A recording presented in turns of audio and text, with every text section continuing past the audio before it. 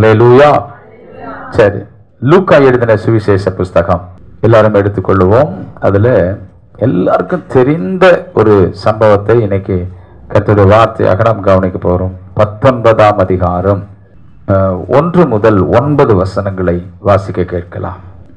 அவர் எரிகோவில் பிரவேசித்து அதில் வழியாக நடந்து போகையில் ஆயக்காரருக்கு தலைவனும் ஐஸ்வர்யவானுமாய் இருந்த சகேயு எனப்பட்ட ஒரு மனுஷன் இயேசு எப்படிப்பட்டவரோ என்று அவரை பார்க்க வகை தேடினான். அவன் குள்ளனானபடியால் ஜனக்கூட்டத்தில் அவரை காணக்கூடாமல் அவர் போகும் வழியில் முன்னாக ஓடி அவரை பார்க்கும்படி ஒரு காட்டத்தி மரத்தில் ஏறினான். இயேசு அந்த இடத்தில் வந்தபோது அண்ணாந்து பார்த்து அவனை கண்டு, சகேயுவே, நீ சீக்கிரமாய் இறங்கி வா, இன்றைக்கு நான் உன் வீட்டிலே தங்க வேண்டும் என்றார். அவன் சீக்கிரமாய் இறங்கி சந்தோஷத்தோடு அவரை அழைத்து கொண்டு போனான். அதை கண்ட யாவரும், இவர் பாவியான மனுஷனிடத்தில் தங்கும்படி போனார் என்று முறுமுறுத்தார்கள். சகேயு நின்று கர்த்தரை நோக்கி, ஆண்டவரே, என் ஆஸ்திகளில் பாதியை ஏழைகளுக்கு கொடுக்கிறேன். நான் ஒருவனிடத்தில் எதையாகிலும் அநியாயமாக வாங்கினது உண்டானால் நாளத்தனையாக திரும்ப செலுத்துகிறேன் என்றான். இயேசு அவனை நோக்கி, இன்றைக்கு இந்த வீட்டுக்கு ரட்சிப்பு வந்தது, இவனும் ஆபிரகாமுக்கு குமாரனாய் இருக்கிறானே. ஆமென். அல்லேலூயா. ஹல்லேலூயா. கர்த்தருக்கு ஸ்தோத்திரம். இயேசு தங்கின வீடு என்ற தலைப்புல இன்னைக்கு நாம் கர்த்தருடைய வார்த்தையை நாம் பார்க்கிறோம். ஆண்டவருக்கு ஸ்தோத்திரம். வேதத்துல இயேசுவை ஏற்றுக்கொண்ட வீடு என்று நான் அநேக வீடுகளை குறித்து நான் பேசியிருக்கிறேன். மார்த்தாள் மரியாளுடைய வீடு இயேசுவை ஏற்றுக்கொண்ட வீடு. ஆனால் இங்கே சகேயுடைய வீடு இயேசு விரும்பி தங்கின ஒரு வீடு. பைபிள்லயே நான் உன் வீட்டில் தங்கட்டுமான விரும்பி கேட்கப்பட்ட ஒரு வீடு உண்டானால் அது சகேயுடைய வீடு மட்டும்தான். கர்த்தருக்கு ஸ்தோத்திரம். நீங்கள் நினைக்கிறது போல சகேயு ஒரு பெரிய வேத பாரகனோ, வேதத்தை கரைத்து குடித்தவனோ, ரட்சிக்கப்பட்டவனோ, ஒரு ஆண்டவரை பற்றி அறிந்த ஒரு வம்சத்திலிருந்து வந்தவனோ அல்ல. சகேயு ஒரு ஆயக்காரன். அவன் ஒரு டாக்ஸ் கலெக்ட் பண்ணுகிற ஒரு அதிகாரி. அவனுடைய ஸ்டேட்மெண்ட்டை நீங்க பார்த்தீங்கன்னா, தன்னை ஊர் மக்களும் சொல்லுகிறார்கள், பாவியாகிய மனுஷனிடத்துல இயேசு போனான். இது ஊர் மக்களுக்கும் தெரியும், ஜனங்களுக்கும் தெரியும். இவனும் சொல்லுவான், நான் அக்கிரமம் அநியாயமா யாரிடத்தில், அவனுக்கும் தெரியும் நான் ஒரு அக்கிரமமான செய்கைக்காரன்னு. அவனுடைய பட்டணத்தாருக்கு தெரியும் அவன் ஒரு பாவியாக மனுஷன். இப்படிப்பட்ட நிலைமையில இருக்கிற மனுஷனுடைய வீட்டில தான் இயேசு தங்க ஆரம்பித்தார். ஆண்டவருக்கு மகிமை ஸ்தோத்திரம் உண்டாகட்டும். நன்றாக நீங்கள் பாருங்கள், அந்த 5வது வசனத்தையும் 9வது வசனத்தையும் தான் இன்னைக்கு மையப்படுத்தி நாம் கர்த்தருடைய வார்த்தையை நாம் கவனிக்க போகிறோம். 19ஆம் அதிகாரம் 5ஆம் வசனத்தை பார்த்தீங்கன்னா சொல்லுகிறாரு, இயேசு அந்த இடத்தில் வந்தபோது அண்ணார்ந்து பார்த்து. எல்லாரும் அண்ணார்ந்து பார்த்துன்னு எப்படி பார்ப்பீங்க? நமக்கு பார்க்க தெரியாது. ஆமென். ஓர கண்ணு, ஒன்றரை கண்ணு எல்லாம் நமக்கு தான் தெரியும். எப்படி பார்க்கறது? இப்படியே தான் இருப்போம். ஆனால் பின்னாடி இருக்கிறவங்க எப்படி பார்க்குறோம் நமக்கு தான் தெரியும். Price the Lord. இங்க பாருங்க, இயேசு அவனை அண்ணாந்து பார்த்தாராம். கர்த்தருக்கு ஸ்தோத்திரம். ஏன்னா இவன் பாருங்க, இவன் பெரிய ஒரு ஆபீசரா இருக்கிறான். டாக்ஸ் கலெக்ட் பண்ற ஒரு ஆபீசரு, ஒரு பெரிய பணக்காரன். அந்த மனுஷன் அவன் கொஞ்சம் குள்ளமான ஒரு மனுஷன். கர்த்தருக்கு ஸ்தோத்திரம். ஆனால் இயேசு எப்படிப்பட்டவரோ என்று அவரை பார்க்கணும்னு அவனுக்கு ஒரு பெரிய ஆசை. அவனுக்கு ஏன் இந்த ஆசை வந்தது அப்படின்னு நான் எத்தனையோ முறை சொல்லியிருக்கிறேன். ஏன்னா அதுக்கு முன்னாடி இருக்கிற அதிகாரத்துல ஒரு குருடனுக்கு இயேசு பார்வை கொடுக்கிறாரு. ஏன்னா இவன் எரிகோ பட்டணத்துல தான் சகை வாழுகிறான். அவனுடைய வீடு எரிகோல தான் இருக்குது. எரிகோவில் தான் அவனுடைய வீடு இருந்தது. தினந்தோறும் எரிகோவில் போயிட்டு அவன் வரும்பொழுது அந்த பட்டணத்தின் வாசல் படியில தான் குருடன் இருந்தான். ஆனா இன்னைக்கு அவன் ரிட்டர்ன் வரும்பொழுது குருடனை காணோம். திரளான ஜனங்கள் ஒரு நபருக்கு பின்னாடி போறாங்க. என்னங்க இங்க ஆளை காணோம்னா, அங்க குருடன் ஒருத்தன் பிறவி குருடன் தானே, அவன் சுகமாக்கப்பட்டுட்டான். யாருப்பா சுகமாக்குனது? இயேசுன்னு ஒருத்தர் வந்தாரு, அவனை சுகமாக்கிட்டார். இப்போ இந்த சகையுக்கு ஆச்சரியம் தாங்க முடியல. இந்த இயேசு எப்படிப்பட்டவரோ அவரை பார்க்கணும். அப்படித்தான் இவன் இயேசுவை பார்ப்பதற்கு உனக்கு ஆசை வந்துச்சு. எல்லாரும் கவனிங்க, இயேசு எப்படிப்பட்டவரோ என்று அவரை பார்க்க அவன் என்ன செய்தான்? பிளான் பண்றான். இயேசுவை பார்க்கறதுக்கு நிறைய பேர் எப்படி சர்ச்சை விட்டு அப்படியே அப்படியே அழகாக அப்படியே வெளியே போலான்னு பிளான் பண்றது போல இவன் இயேசுவை பார்க்கறதுக்கு பிளான் பண்ணான். கர்த்தருக்கு ஸ்தோத்திரம். இவன் முன்னாடி என்ன பரவாயில்ல, இந்த ஜன்னல்லாம் கதவெல்லாம் அடிச்சாச்சு, கர்த்தருக்கு ஸ்தோத்திரம். இப்போ யார் யாரெல்லாம் சர்ச்சுக்கு வராங்களோ அவங்கெல்லாம் கீழே என்ன பண்றாங்க, வெளியில என்ன பண்றாங்க, ரெஸ்ட் ரூம் போறாங்க, என்ன பண்றாங்க, எல்லாத்தையும் நான் என்ன பண்றேன்னு சர்ச்சை முடிச்சுட்டு உட்காந்து கேமரால பாக்குறேன். நீங்க என்ன 2.5 மணி நேரம் 3 மணி நேரம் பாக்குறீங்கல்ல, நான் உங்களை உட்காந்து நான் பார்த்துட்டே தான் இருக்கிறேன். கீழே வாரம் ஃபுல்லா யார் வராங்க போறாங்க எல்லாத்தையும் கேமரால பார்த்துன்னு தான் இருக்கிறேன். இங்கேயும் இருக்குது, எங்க வீட்லயும் இருக்குது கேமரா. இப்போ இயேசுவை எப்படிப்பட்டவரோ அவரை பார்க்க என்ன செய்யறான், பிளான் பண்றான். நம்ம கூட நிறைய பிளான்லாம் பண்ணுவோம். ஆமென். அந்த அடுத்த வாரம் பிறந்த நாள்லாம் இந்த பசங்க பிளான் பண்ணுவாங்க. முதல்ல அப்பா கிட்ட போய் உட்காருவாங்க, முதல்ல அம்மா கிட்ட போய் உட்காருவாங்க. பிளானிங் சூப்பரா பண்ணுவாங்க, பயங்கரமான பிளானிங் பண்ணுவாங்க. இயேசுவை எப்படிப்பட்டவர்னு இவன் முதல்ல இவரை பார்க்கணும், என்ன செய்யலாம். திரளான ஜனங்கள் போறாங்க. உடனே அவனுக்கு கண்ணுக்கு ஒரு மரம் தெரிஞ்சது. உடனே அந்த காட்டத்தி மரத்துல அவன் ஏறுறான். அவன் ஏறின உடனே அந்த மரத்தில் ஏறி உட்காந்துக்கிட்டு அப்படியே பார்க்குறான். நிறைய ஜனங்க இருக்கிறாங்க. இயேசு அந்த கூட்டத்தை நடுவில் இருக்கிறாரு. இந்த குருடன் அந்த கூட்டத்தில் போயிருப்பான், சாட்சி எனக்கு பார்வை கிடைச்சது. இவன் இயேசுவை அப்படியே பார்த்துட்டே இருக்கும்போது இவர் தான் இயேசா. ஓ கர்த்தருக்கு ஸ்தோத்திரம். உங்களுக்கு விருப்பமான ஒரு சினிமா நடிகரோ, உங்களுக்கு விருப்பமான ஒரு கோலியோ, அல்லது ஒரு கிரிக்கெட் பிளேயரோ ஃபுட்பால் பிளேயரோ பார்த்துட்டீங்கன்னா எப்படியாவது இன்னைக்கு பார்த்துடுறேன்டா, இங்கே தான் வந்திருக்கிறாரா, இந்த ஏரியாவில் தான். எப்படி பிளான் பண்றீங்க? கர்த்தருக்கு ஸ்தோத்திரம். பாருங்கள், ஒரு உலகத்தான் இயேசுவை பார்ப்பதற்கு பிளான் போடுறான். ஆனா இன்னைக்கு ஆவிக்குரியவர்கள் எதை பார்ப்பதற்கு பிளான் பண்றாங்க? இயேசுவை பார்ப்பதற்கு நாம் திட்டமிடுகிறோமா? இப்பொழுது அந்த இடத்துக்கு வந்த உடனே கவனிங்க, ஏன் இயேசு சகேயுடைய பெயரை கூப்பிட்டார் சொல்ல போறேன் பாருங்க. அந்த அவர் போகும் வழியில முன்னாக ஓடி அவரை பார்க்கும்படி ஒரு காட்டத்தி மரத்தில் என்ன செய்யறான்? கவனிங்க, இயேசுவை பார்க்கறதுக்கு ஃபர்ஸ்ட் டைம் இயேசுவை பார்க்கணும்னு பிளான் பண்ணி மரத்து மேல ஏறிட்டான். கர்த்தருக்கு ஸ்தோத்திரம். ஏறியாச்சு. இப்ப ஆண்டவர் அந்த இடத்துல வந்த உடனே கரெக்டா அண்ணாந்து பார்க்கிறார்.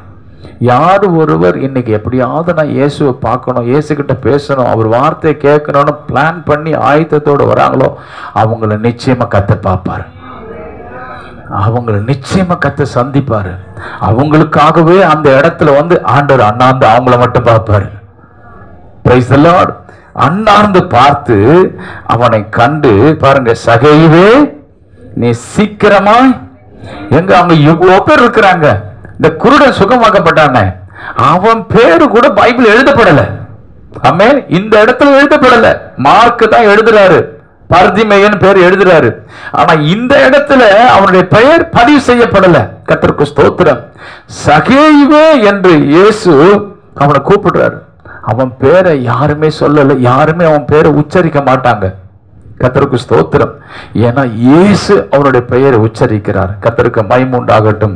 சகேயுவே நீ சீக்கிரமா இறங்கி வா, இன்றைக்கு நான் உன் வீட்டிலே என்றார். அவன் சீக்கிரமா இறங்கி சந்தோஷத்தோடு ஹல்லேலூயா அவரை அழைத்து கொண்டு போனான்.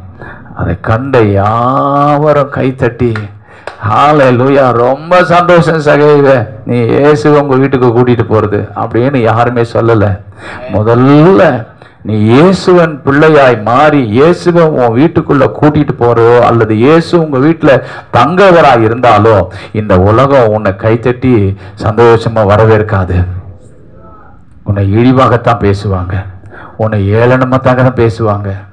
உன்னை எல்லாரும் என்ன செய்வாங்க தெரியலாம், ஐயோ பரவாயில்லையே இவ்வளோ மோசமான ஒரு சகோதரன், மோசமான ஒரு சகோதரி இயேசு உங்க வீட்டில் தங்கி இருக்கிறாருன்னு சொல்லி உன்னை வாயார வாழ்த்த மாட்டாங்க. உன்னிடத்துல எந்த சொட்டு இருந்தா குறை இருந்தா அதை தான் பேசும் இந்த உலகம். அவர் பாவியான மனுஷனிடத்துல என்ன பண்ணிட்டாரு, போய் தங்கும்படி போயிட்டாரு.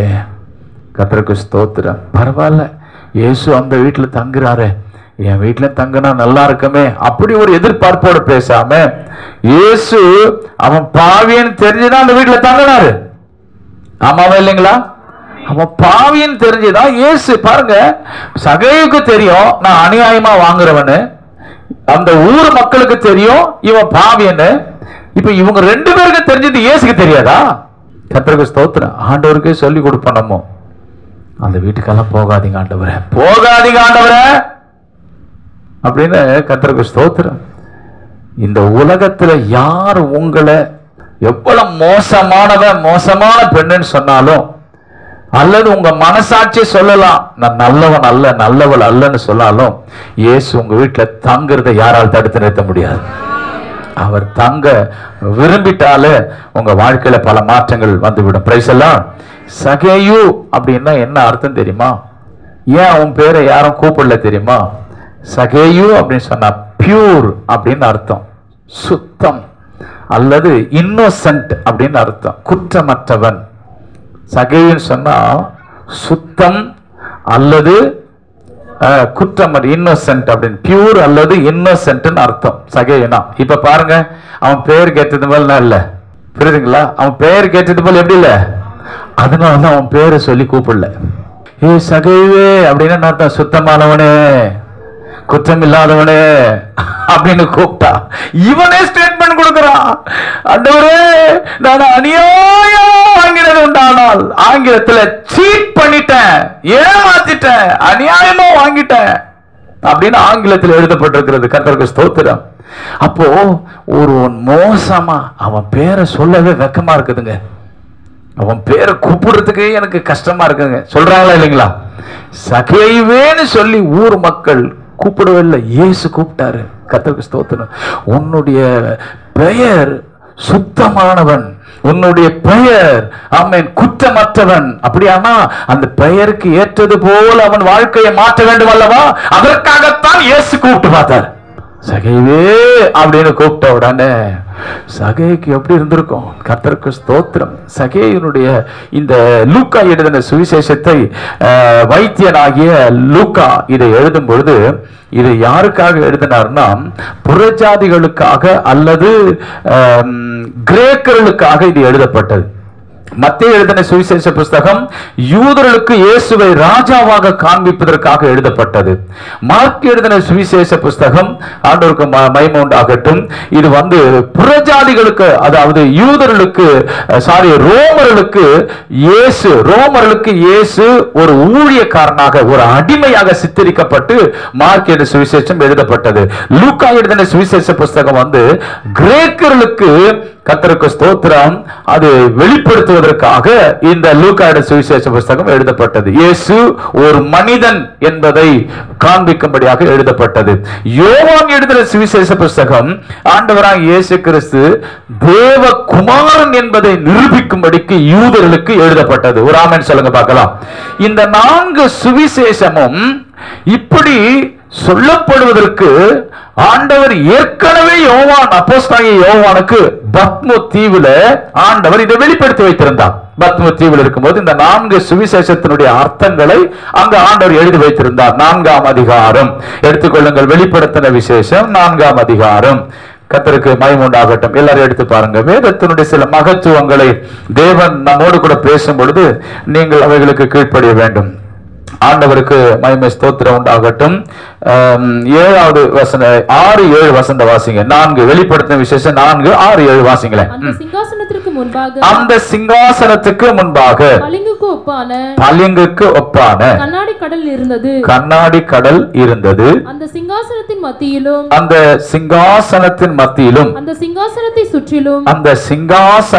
சுற்றிலும் 4 ஜீவன்கள் இருந்தன. கவனிங்க, சிங்காசனத்தை சுற்றிலும் எத்தனை ஜீவன்கள் இருந்தது? அந்த 4 ஜீவன்கள் தான் 4 சுவிசேஷ புஸ்தகம். கவனிங்க, வாசிங்க. அவைகள் முன்புறத்திலும் பின்புறத்திலும் கண்களால் நிறைந்திருந்தன. முதலாம் ஜீவன் சிங்கத்திற்கு ஒப்பாகவும். சிங்கம் யாரு? காட்டுக்கு. அதனால்தான் மத்தேயு எழுதின சுவிசேஷ புஸ்தகம் ராஜாவாக இயேசுவை காண்பிக்கிறது. அடுத்தது வாசிங்க. இரண்டாம் ஜீவன் காளைக்கு ஒப்பாகவும். காளை எதற்கு ஒப்பானது? அடிமைக்கு ஒப்பானது. காளை உழைக்குது இல்ல, காளை எதுக்கு ஒப்பானதுங்க? அடிமைக்கு மார்க் எழுதின சுவிசேஷம் இயேசு கிறிஸ்துவை அடிமையாக சித்தரிக்கிறது. வாசிங்கள். மூன்றாம் ஜீவன் மனுஷ முகம் போன்ற முகம் உள்ளதாகவும். லூக்கா எழுதின சுவிசேஷத்தில் ஆதாம் முதற்கொண்டு கிறிஸ்து வரைக்கும் சரித்திரம் எழுதப்பட்டிருக்கும். அப்படியானால் இயேசு கிறிஸ்து மனித அவதாரம் பெற்றவர், மனுஷனாக பிறந்தவர் என்பதை சித்தரிப்பதற்காக இங்கு இந்த ஜீவன் மனுஷ சாயலாக இருந்தது என்று எழுதப்பட்டிருக்கிறது. வாசிங்க. நான்காம் ஜீவன் பறக்கிற கழுகுக்கு ஒப்பாகும். பறக்கிற கழுகு பறவைகளிலேயே ராஜரீகம் உடையது, ராஜரீகம் உடையது. ரொம்ப உயரமா, பறவைகளிலே ரொம்ப உயரமா பறக்கக்கூடியது எதுங்க? எல்லாம். அதனாலதான் அதுக்கு ராஜாளி அப்படி சொல்லுவாங்க. உயரமா எந்த பறவையும் பறக்காத ஒரு உயரத்துக்கு, இந்த உலகத்துல யாருமே போகாத இடத்துக்கு உயர்ந்து போனவர் இயேசு மட்டும்தான். அதனால இயேசுவை ராஜாவாக, அந்த பறவைகள்ல ராஜாவாக கழுகு இருக்கிறது போல ஆண்டவராக இயேசு கிறிஸ்து யோவான் எழுதின சுவிசேஷ புஸ்தகத்தில் ராஜாவாக தேவகுமாரனாக சித்தரிக்கப்பட்டிருக்கிறது. கர்த்தருக்கு மகிமை ஸ்தோத்திரம் உண்டாவதாக. ஆகவே வெளிப்படுத்தின விசேஷத்துல ஏற்கனவே இந்த 4 சுவிசேஷங்கள், இன்னுமாய் நீங்கள் பழைய ஏற்பாட்டுல இந்த 4 சுவிசேஷத்தை தான் தேவன் அந்த தோட்டத்துல, ஏதேன் தோட்டத்துல ஒரு நதி தோன்றி எத்தனை ஆறுகளை ஓடினது? அந்த 4 ஆறுகள் தான் 4 சுவிசேஷத்தை குறிக்கிறது. இந்த நதி போகிற இடமெல்லாம் சுவிசேஷம் எங்கெல்லாம் போதோ அங்கெல்லாம் ஜனங்க சுகமாக்கப்படுவார்கள், அங்கெல்லாம் ஆரோக்கியம் அடைவார்கள், அங்கெல்லாம் விடுதலை கிடைக்கிறது. இப்படித்தான் கர்த்தர் சுவிசேஷ புஸ்தகத்தை புதிய ஏற்பாட்டில் முதலாவதாக வைத்தது நோக்கமே அதுதான். அதற்கு பிறகுதான் நிருபங்கள் எல்லாம் கத்த வைத்திருக்கிறார். சரி, இவைகள் இருந்தாலும் சகேயினுடைய பெயரை குறித்து நாம் இப்பொழுது பார்த்தோம். இப்போ சகேய் வீட்டுக்குள்ள இயேசு என்ன செய்கிறார்? 9ஆம் வசனத்துல 5ல பார்க்கிறோம், நீ சீக்கிரமா இறங்கி வாப்பா, இன்றைக்கு நான் உன் வீட்டில் என்ன செய்ய போறேன்? சகேய் வீட்டுல 2000 வருஷத்துக்கு முன்னாடி தங்கின ஆண்டவர் இன்னைக்கு நம்ம வீட்டுல தங்கினார்னா சகேய் வீட்டுல நடந்ததெல்லாம் நடக்கும் நான் விசுவாசிக்கிறேன். அல்லேலூயா. எல்லாம் விசுவாசிக்கிறீங்களா? எல்லாம் விசுவாசிக்கிறீங்களா? பாருங்கள், அங்க இன்றைக்கு நான் வீட்டுல தங்கணும் அப்படின்னு சொன்ன உடனே அவனுக்கு சந்தோஷம் தாங்க முடியல. இயேசுவை கூப்பிட்டுக்கிட்டு தன் வீட்டுக்குள்ள ஓடுறான். கர்த்தருக்கு ஸ்தோத்திரம். இவனுக்கு ஒரே யாரு என்ன வேணா சொல்லட்டும், இயேசுவே என் வீட்டுக்கு வரேன்னு சொல்லிட்டாரு. இயேசு உங்க வீட்டுல இருப்பாரு, ஆனால் யார் என்ன சொன்னா உங்களுக்கு என்னங்க விளங்குது? உங்களுக்கு அவங்க அப்படி சொல்லிட்டாங்க பாஸ்டர், இவங்க இப்படி சொல்லிட்டாங்க பாஸ்டர், அவங்க அப்படி பேசுறாங்க பாஸ்டர். இவனுக்கு ஒரு பெரிய சந்தோஷம், இயேசுவே என் வீட்டுக்கு வரேன்னு சொல்லிட்டாரு. இயேசுவே வரேன்னு சொன்ன உடனே யார் என்ன சொன்னாலும் அதை இவன் காதுல வாங்கிக்கவே இல்லை. அதான் கிறிஸ்தவ ஜீவியம். அல்லேலூயா. இயேசு சொல்றது கேட்க மாட்டேங்குது, யாரோ ஒருத்தர் சொல்றது ஊடுருவி வந்து கேட்குது காதுக்கு. சில நேரத்துல யாராவது ஏதாவது சொல்றாங்களோ சோகத்துல காது வச்சு கேட்பாங்க, கரண்ட் ஷாக் அடிக்க அத காதுக்கு. கர்த்தருக்கு ஸ்தோத்திரம். அப்படியே போய் கேட்பாங்க. அந்த மாதிரி இரு பாஸ்டர் என்ன சொல்றாரு அப்படின்னு யாரா கேட்குறீங்களா? இரு இரு இரு இரு சத்தம் போடாத, அந்த சிஸ்டர் என்னமோ பேசுற மாதிரி தெரியுது, கூட்டிட்டு போறான். அதை கண்ட யாவரும் பாவின்னு சொன்ன உடனே அதை கண்டுக்கவே இல்லை. உங்களை யாராவது அப்படி கேட்டாங்கன்னா உங்க வீட்டுல இயேசு இருக்கிறாரு, என் கூட தங்கி இருக்கிறாருன்ற அந்த உன்னதமான அனுபவத்தோட அதை நீங்க காதுல கண்டுக்க கூடாது. நீங்க அப்படி அதற்கு நீங்க முக்கியத்துவம் கொடுத்தீங்கன்னா இயேசு உங்க வீட்டுல இல்லைன்னு நீங்க தீர்மானிக்கிறீங்க. அல்லேலூயா. கூப்பிட்டு போறான். உடனே பாருங்க, எல்லாரும் ஒரு பக்கம் முறுமுறுக்கிறாங்க. 8ஆம் வசனத்துல சகேயு நிற்கிறான். நின்று கர்த்தரை நோக்கி, ஆண்டவரே என் ஆஸ்திகளில் பாதியை ஒருவனிடத்தில் நான் இவரிடத்தில் எதையாகிலும் அநியாயமாய் வாங்கினதுண்டானால் நான் தனியா திரும்ப செலுத்துறேன். இந்த வார்த்தைய அவன் சொன்ன உடனே 9ஆம் அவசரத்துல இயேசுவே சொல்லிட்டாரு. இயேசு அவனை நோக்கி, இன்றைக்கு இந்த வீட்டுக்கு ரட்சிப்பு வந்தது. இயேசு தங்கின வீட்டுக்கெல்லாம் ரட்சிப்பு வந்ததுன்னு சொல்ல முடியாது. இயேசு தங்கின எல்லா வீட்டுக்கும் எது வந்துடாது? ரட்சிப்பு வந்துடாது. நிறைய பேர் நினைக்கிறாங்க இயேசு தங்கிட்டார் ரட்சிப்பு வந்து. நோ, கிடையவே கிடையாது. இயேசு வீட்டுல தங்கினாலும் கர்த்தருக்கு ஸ்தோத்திரம், இப்படிப்பட்ட ஒரு அறிக்கையை யார் செய்து மனம் திரும்புகிறார்களோ அந்த வீட்டுக்கு தான் ரட்சிப்பு கர்த்தர் தருவார். இயேசு எத்தனையோ வீடுகள்ல விருந்துக்கு அழைத்தார்கள், போனார். இயேசு மேல் வீட்டு அறையில தங்கினார். அதனால அந்த வீட்டுக்கு ரட்சிப்பு வந்துடல. அதுக்கு பிறகுதான் எல்லாருக்கும் ரட்சிப்பு வந்தது. இயேசு இந்த சகேயு வீட்டுக்குள்ள தங்கல உடனே இயேசுவே அனௌன்ஸ்மெண்ட் பண்றாரு, இன்றைக்கு இந்த வீட்டுக்கு என்ன வந்துருச்சு? என்னமோ வந்துருச்சு உங்களுக்கு. கர்த்தருக்கு ஸ்தோத்திரம். ரட்சிப்பு வந்துருச்சு இந்த வீட்டுக்கு. ரட்சிப்பு. இவனும் யாருக்கு குமாரன்? அல்லேலூயா. பல வருஷத்துக்கு பின்னாடி இந்த வாழ்ந்த பரிசுத்தவானாகிய ஆபிரகாமுடைய சந்ததியில இவனை கொண்டு போய் சேர்க்கிறார். இந்த பாவிய, இந்த சீட்டிங் பர்சனை, இந்த ஏமாத்துக்காரனை யாருடைய சந்ததியில இணைக்கிறாரு? ரட்சிக்கப்பட்ட பிறகு உங்ககிட்ட இருந்த எந்த பாவத்தையும் கர்த்தர் பார்ப்பதே இல்லை. ரட்சிக்கப்பட்ட பிறகு உன்னை பரிசுத்தவானதா கர்த்தர் பார்க்கிறார். யாராவது இந்த கால வெள்ள என் பாவம் என்னை அதிகமாய் குற்ற உணர்வுள்ள ஆக்குறது என்று சொன்னால் அது பிசாசுடைய கிரியை. அந்த குற்ற உணர்வை ஆண்டவர் ஒருபோது உனக்கு தர மாட்டார். நீ பாவி, நீ பாவி, நீ அக்கிரமக்காரன் கர்த்தர் சொல்லவே மாட்டார். ஆண்டவர் உன் பாவத்தை ஒன்ஸ் மன்னிச்சுட்டாருன்னா அதை கடைசி வரைக்கும் கர்த்தர் நீ பாவி பாவின்னு சொல்லவே மாட்டார். ஒரு முறை உன்னை மன்னிச்சுட்டாருன்னா மன்னிச்சிடலாம். எத்தனை பேர் ஆமென் சொல்றீங்க? அப்படி திரும்ப திரும்ப குற்ற உணர்வு வருதுன்னா பிசாசு தான் உன் உள்ளத்துல அந்த உணர்வை கொண்டு வந்து உன்னை எப்படியாவது தேவனத்தை பிரிப்பதற்கு அவன் திட்டம் போடுவான். பாருங்க, சகேயு வீட்டுக்குள்ள ரட்சிப்பு வந்துருச்சு. ஆமென். இந்த ரட்சிப்பு என்ற அந்த வார்த்தை கிரேக்க மொழியில அது ஒரு வார்த்தை அதுல வருது. கவனிங்க, ரட்சிப்பு என்று சொல்ற அந்த வார்த்தைக்கு கிரேக்க மொழியில அந்த ஒரு வார்த்தை பயன்படுத்தப்படுகிறது, மெட்டானியோ. சொல்லுங்க பார்க்கலாம். மெட்ராஸா? கர்த்தருக்கு ஸ்தோத்திரம். இன்னும் ஒரு சில வாயிலாம் மெட் பிளஸ் எல்லாம் ரொம்ப பழகின வார்த்தை எல்லாம் வருது. சொல்லுங்க பார்க்கலாம். வாலிப பிள்ளைங்க சொல்ல, மெட்டானியோ. அது கிரேக்க வார்த்தை. அந்த ரட்சிப்பு என்கிற வார்த்தைக்கு கிரேக்க வார்த்தை ஒன்று உபயோகப்படுத்தப்பட்டிருக்கு, மெட்டானியோ. மெட்டானியோ அப்படின்னா ஆங்கிலத்தில் மொழிபெயர்க்கப்பட்டிருக்கிறது சேஞ்ச் ஆஃப் த மைண்ட் அப்படின்னு அது சொல்லப்பட்டிருக்கிறது. அதாவது மனம் திரும்புதல். ரட்சிப்பு என்று சொன்னாலே அது மனம் திரும்புதல் அர்த்தம். அப்போ சகேயு வீட்டுக்கு எப்போ ரட்சிப்பு வந்ததுன்னா இயேசு வந்ததுனால ரட்சிப்பு வரல, மனம் திரும்புறதுனால ரட்சிப்பு வந்தது. நிறைய பேர் நினைக்கிறாங்க இயேசு எங்க வீட்டுக்கு வந்ததுனால. ஆமென். நிறைய பேர் என்ன நினைக்கிறாங்க தெரியுங்களா? குருத்தோல ஞாயிறுக்கு போய் வந்ததுனால, நிறைய பேர் ஈஸ்டர் சர்வீஸுக்கு போய் வந்ததுனால, நிறைய பேர் அந்த நியூ இயர் சர்வீஸுக்கு போயிட்டு வந்ததுனால, சர்ச்சுக்கு போய் வந்ததுனால ரட்சிப்பு வந்துடாது. நீங்கள் மனம் திரும்பினதுனால உங்களுக்கு ரட்சிப்பு வரும். அல்லேலூயா. கிறிஸ்தவ பெயர் வைத்திருக்கிறதுனால அவங்க ரட்சிக்கப்பட்டவங்கன்னு அர்த்தம் கிடையாது. எத்தனை பேர் ஆமென் சொல்றீங்க? கிறிஸ்தவ குடும்பத்தில் பிறந்ததுனால ரட்சிக்கப்பட்டவங்கன்னு அர்த்தம் கிடையாது. கர்த்தருக்கு ஸ்தோத்திரம். எங்க தாத்தா, எங்க பாட்டன், எங்க பூட்டி எல்லாரும் கிறிஸ்தவங்க, அதனால உங்களுக்கு நீங்க ரட்சிக்கப்பட்டவங்கன்னு சொல்லி முத்திரை குத்த முடியாது. ஒவ்வொருவரும் தனிப்பட்ட விதத்துல மனம் திரும்ப வேண்டும். மனம் திரும்புதல் இல்லாமல், கவனிங்க, மனம் திரும்புதல் இல்லாமல் பரலோகத்தில் என்ன செய்ய முடியாதுங்க? போக முடியாது. நல்லா கவனிங்க.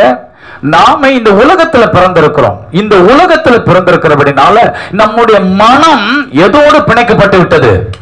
இந்த உலகத்தோட. இப்போ நம்முடைய வாழ்க்கை, நம்முடைய ஆயுள் காலம் முடிஞ்ச உடனே நாம ஒரு வேறொரு உலகத்துக்கு போக போறோம். அது என்ன உலகம்? என்ன உலகம்? பரலோகத்துக்கு போக போறோம். கவனிங்க, இந்த பூலோகத்துல இருந்து எந்த லோகம்? பரலோகத்துக்கு போக போறோம். அப்போ காலகாலமா அங்க மரணம் கிடையாது.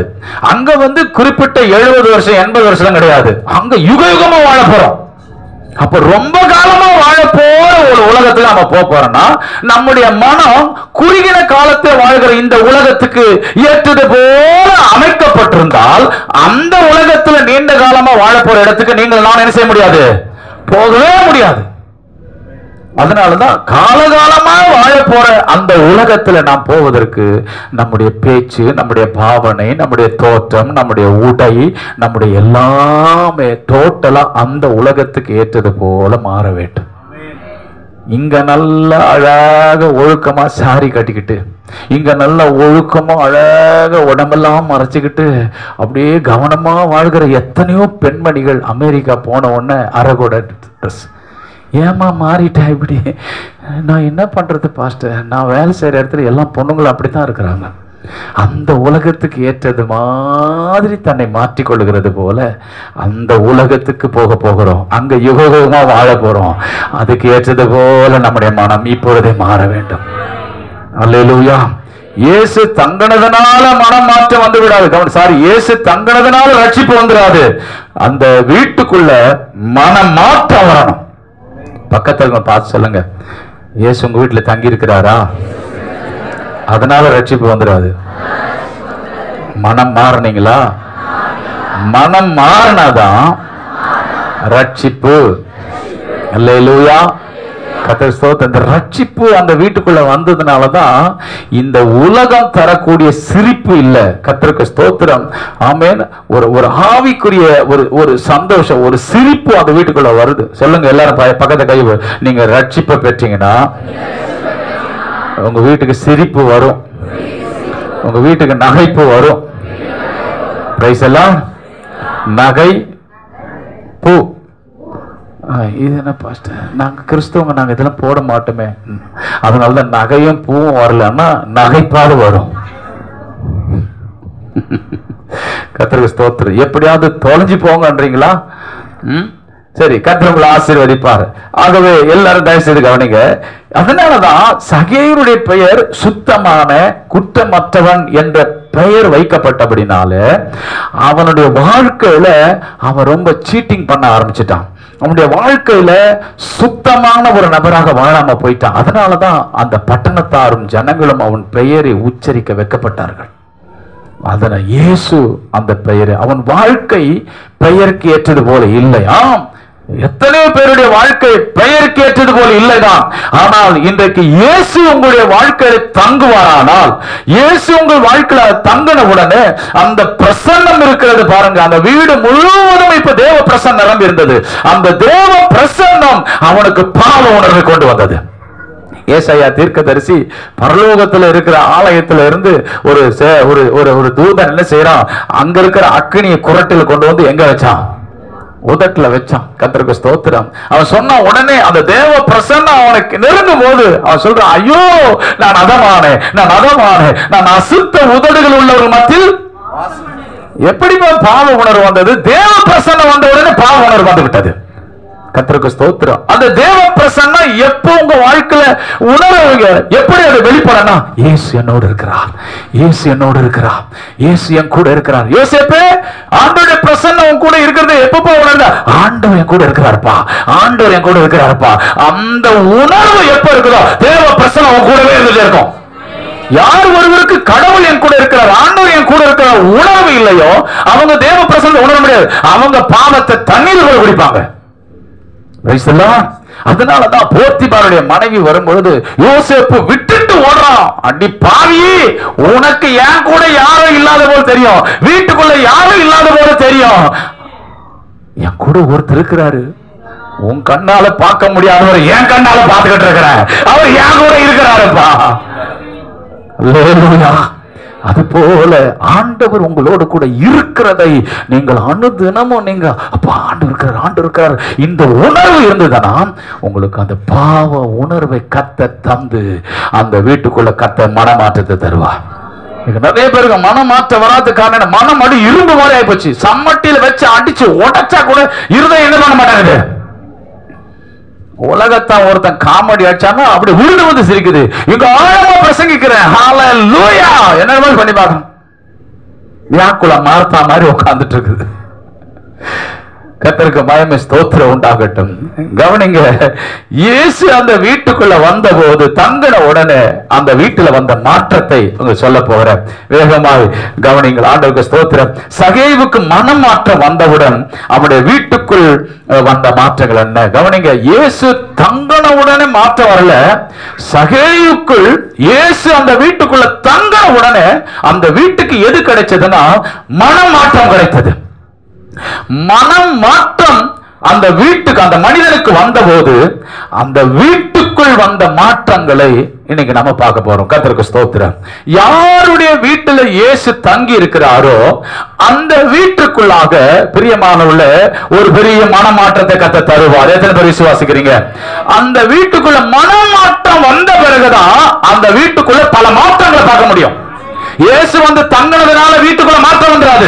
இயேசு வந்து தங்கின உடனே அந்த வீட்டுக்குள்ள எது வரணும் தெரியுமா? ஒவ்வொரு இண்டிவிஜுவல் பர்சனுக்கும், ஒவ்வொரு தனிப்பட்ட மனிதனுக்கும் மனமாற்றம் வரணும். மனம் மாற்றம் வரவில்லை என்றால் கடைசி வரைக்கும் அந்த வீட்டுக்குள்ள எதுவுமே மாற்றங்கள் ஏற்படவே ஏற்படாது. கைகளை உயர்த்தி ஆமென் சொல்லுங்க பார்க்கலாம். ஹல்லேலூயா.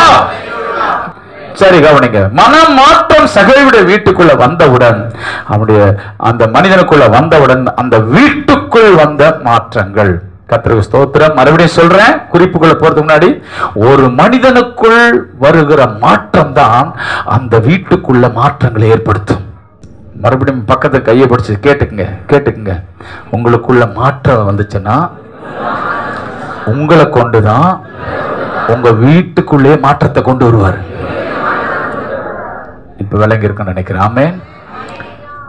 இயேசு தங்கினதுனால எல்லாருக்கும் ரட்சிப்பு வந்துருச்சுன்னு இனிமே யாரும் சொல்லாதீங்க. ஆமென். கர்த்தருக்கு ஸ்தோத்திரம். இயேசுவை உட்கார வச்சுட்டு ஒருத்தர் கம்ப்ளைண்ட் பண்ற, இயேசுவை போலீஸ் ஸ்டேஷன் ஆக்கிட்டா. தெரியுமா உங்களுக்கு? எஃப்ஐஆர் போடுறா வந்து, ஆண்டவரே நான் தனியா வேலை செய்யறேன், இவ வந்து என் கூட வந்து ஹெல்ப் பண்ணாம இருக்கிறான்னு சொந்த சகோதரி இடத்துல வந்து சகோதரியை பற்றி வந்து மரியாதை பற்றி வந்து கம்ப்ளைண்ட் பண்றான். இயேசு கிறிஸ்துவ போலீஸ் ஸ்டேஷனுக்கு ஒப்பா மாத்திட்டான். கம்ப்ளைண்ட் பண்ற, ஆண்டவரே பாரம் ஆண்டவரே. இன்னைக்கு எத்தனை பேர் அப்படி கம்ப்ளைண்ட் பண்றோம் தெரியுமா ஆண்டவர் கிட்ட? கர்த்தருக்கு ஸ்தோத்திரம். இந்த கால விளக்கத்தை நம்ம கூட பேசுவாராக. மனம் மாற்றம் ஒரு மனிதனுக்குள் வந்த உடனே அந்த வீட்டுக்குள் வந்த மாற்றங்கள் என்ன? நம்பர் 1, லூக்கா 19:8 வாசிங்க.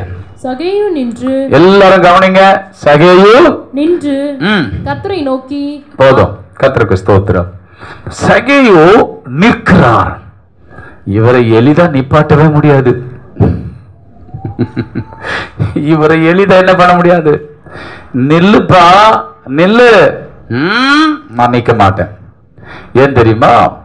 இயேசுவை பார்க்க இவனுக்கு ஆசை வந்த உடனே அவனை குறித்ததான சில காரியங்கள் இங்க எழுதப்பட்டிருக்கிறது. நல்லா பாருங்க, 4ஆம் வசனத்தை பாருங்களேன். அவர் போகும் வழியில் முன்னாக ஓடி, அதே வசனத்தை வாசிங்க. அவர் போகும் வழியில் முன்னாக ஓடி அவரை பார்க்கும்படி ஒரு காட்டத்தி மரத்தில் ஏறினார். இந்த வசனத்துல 2 காரியம் இருக்கு பாருங்க. ஒன்னு, ஓடுறால நிப்பாட்ட முடியுமா? ஓடிக்கிட்டே இருப்பார் தலைவர்.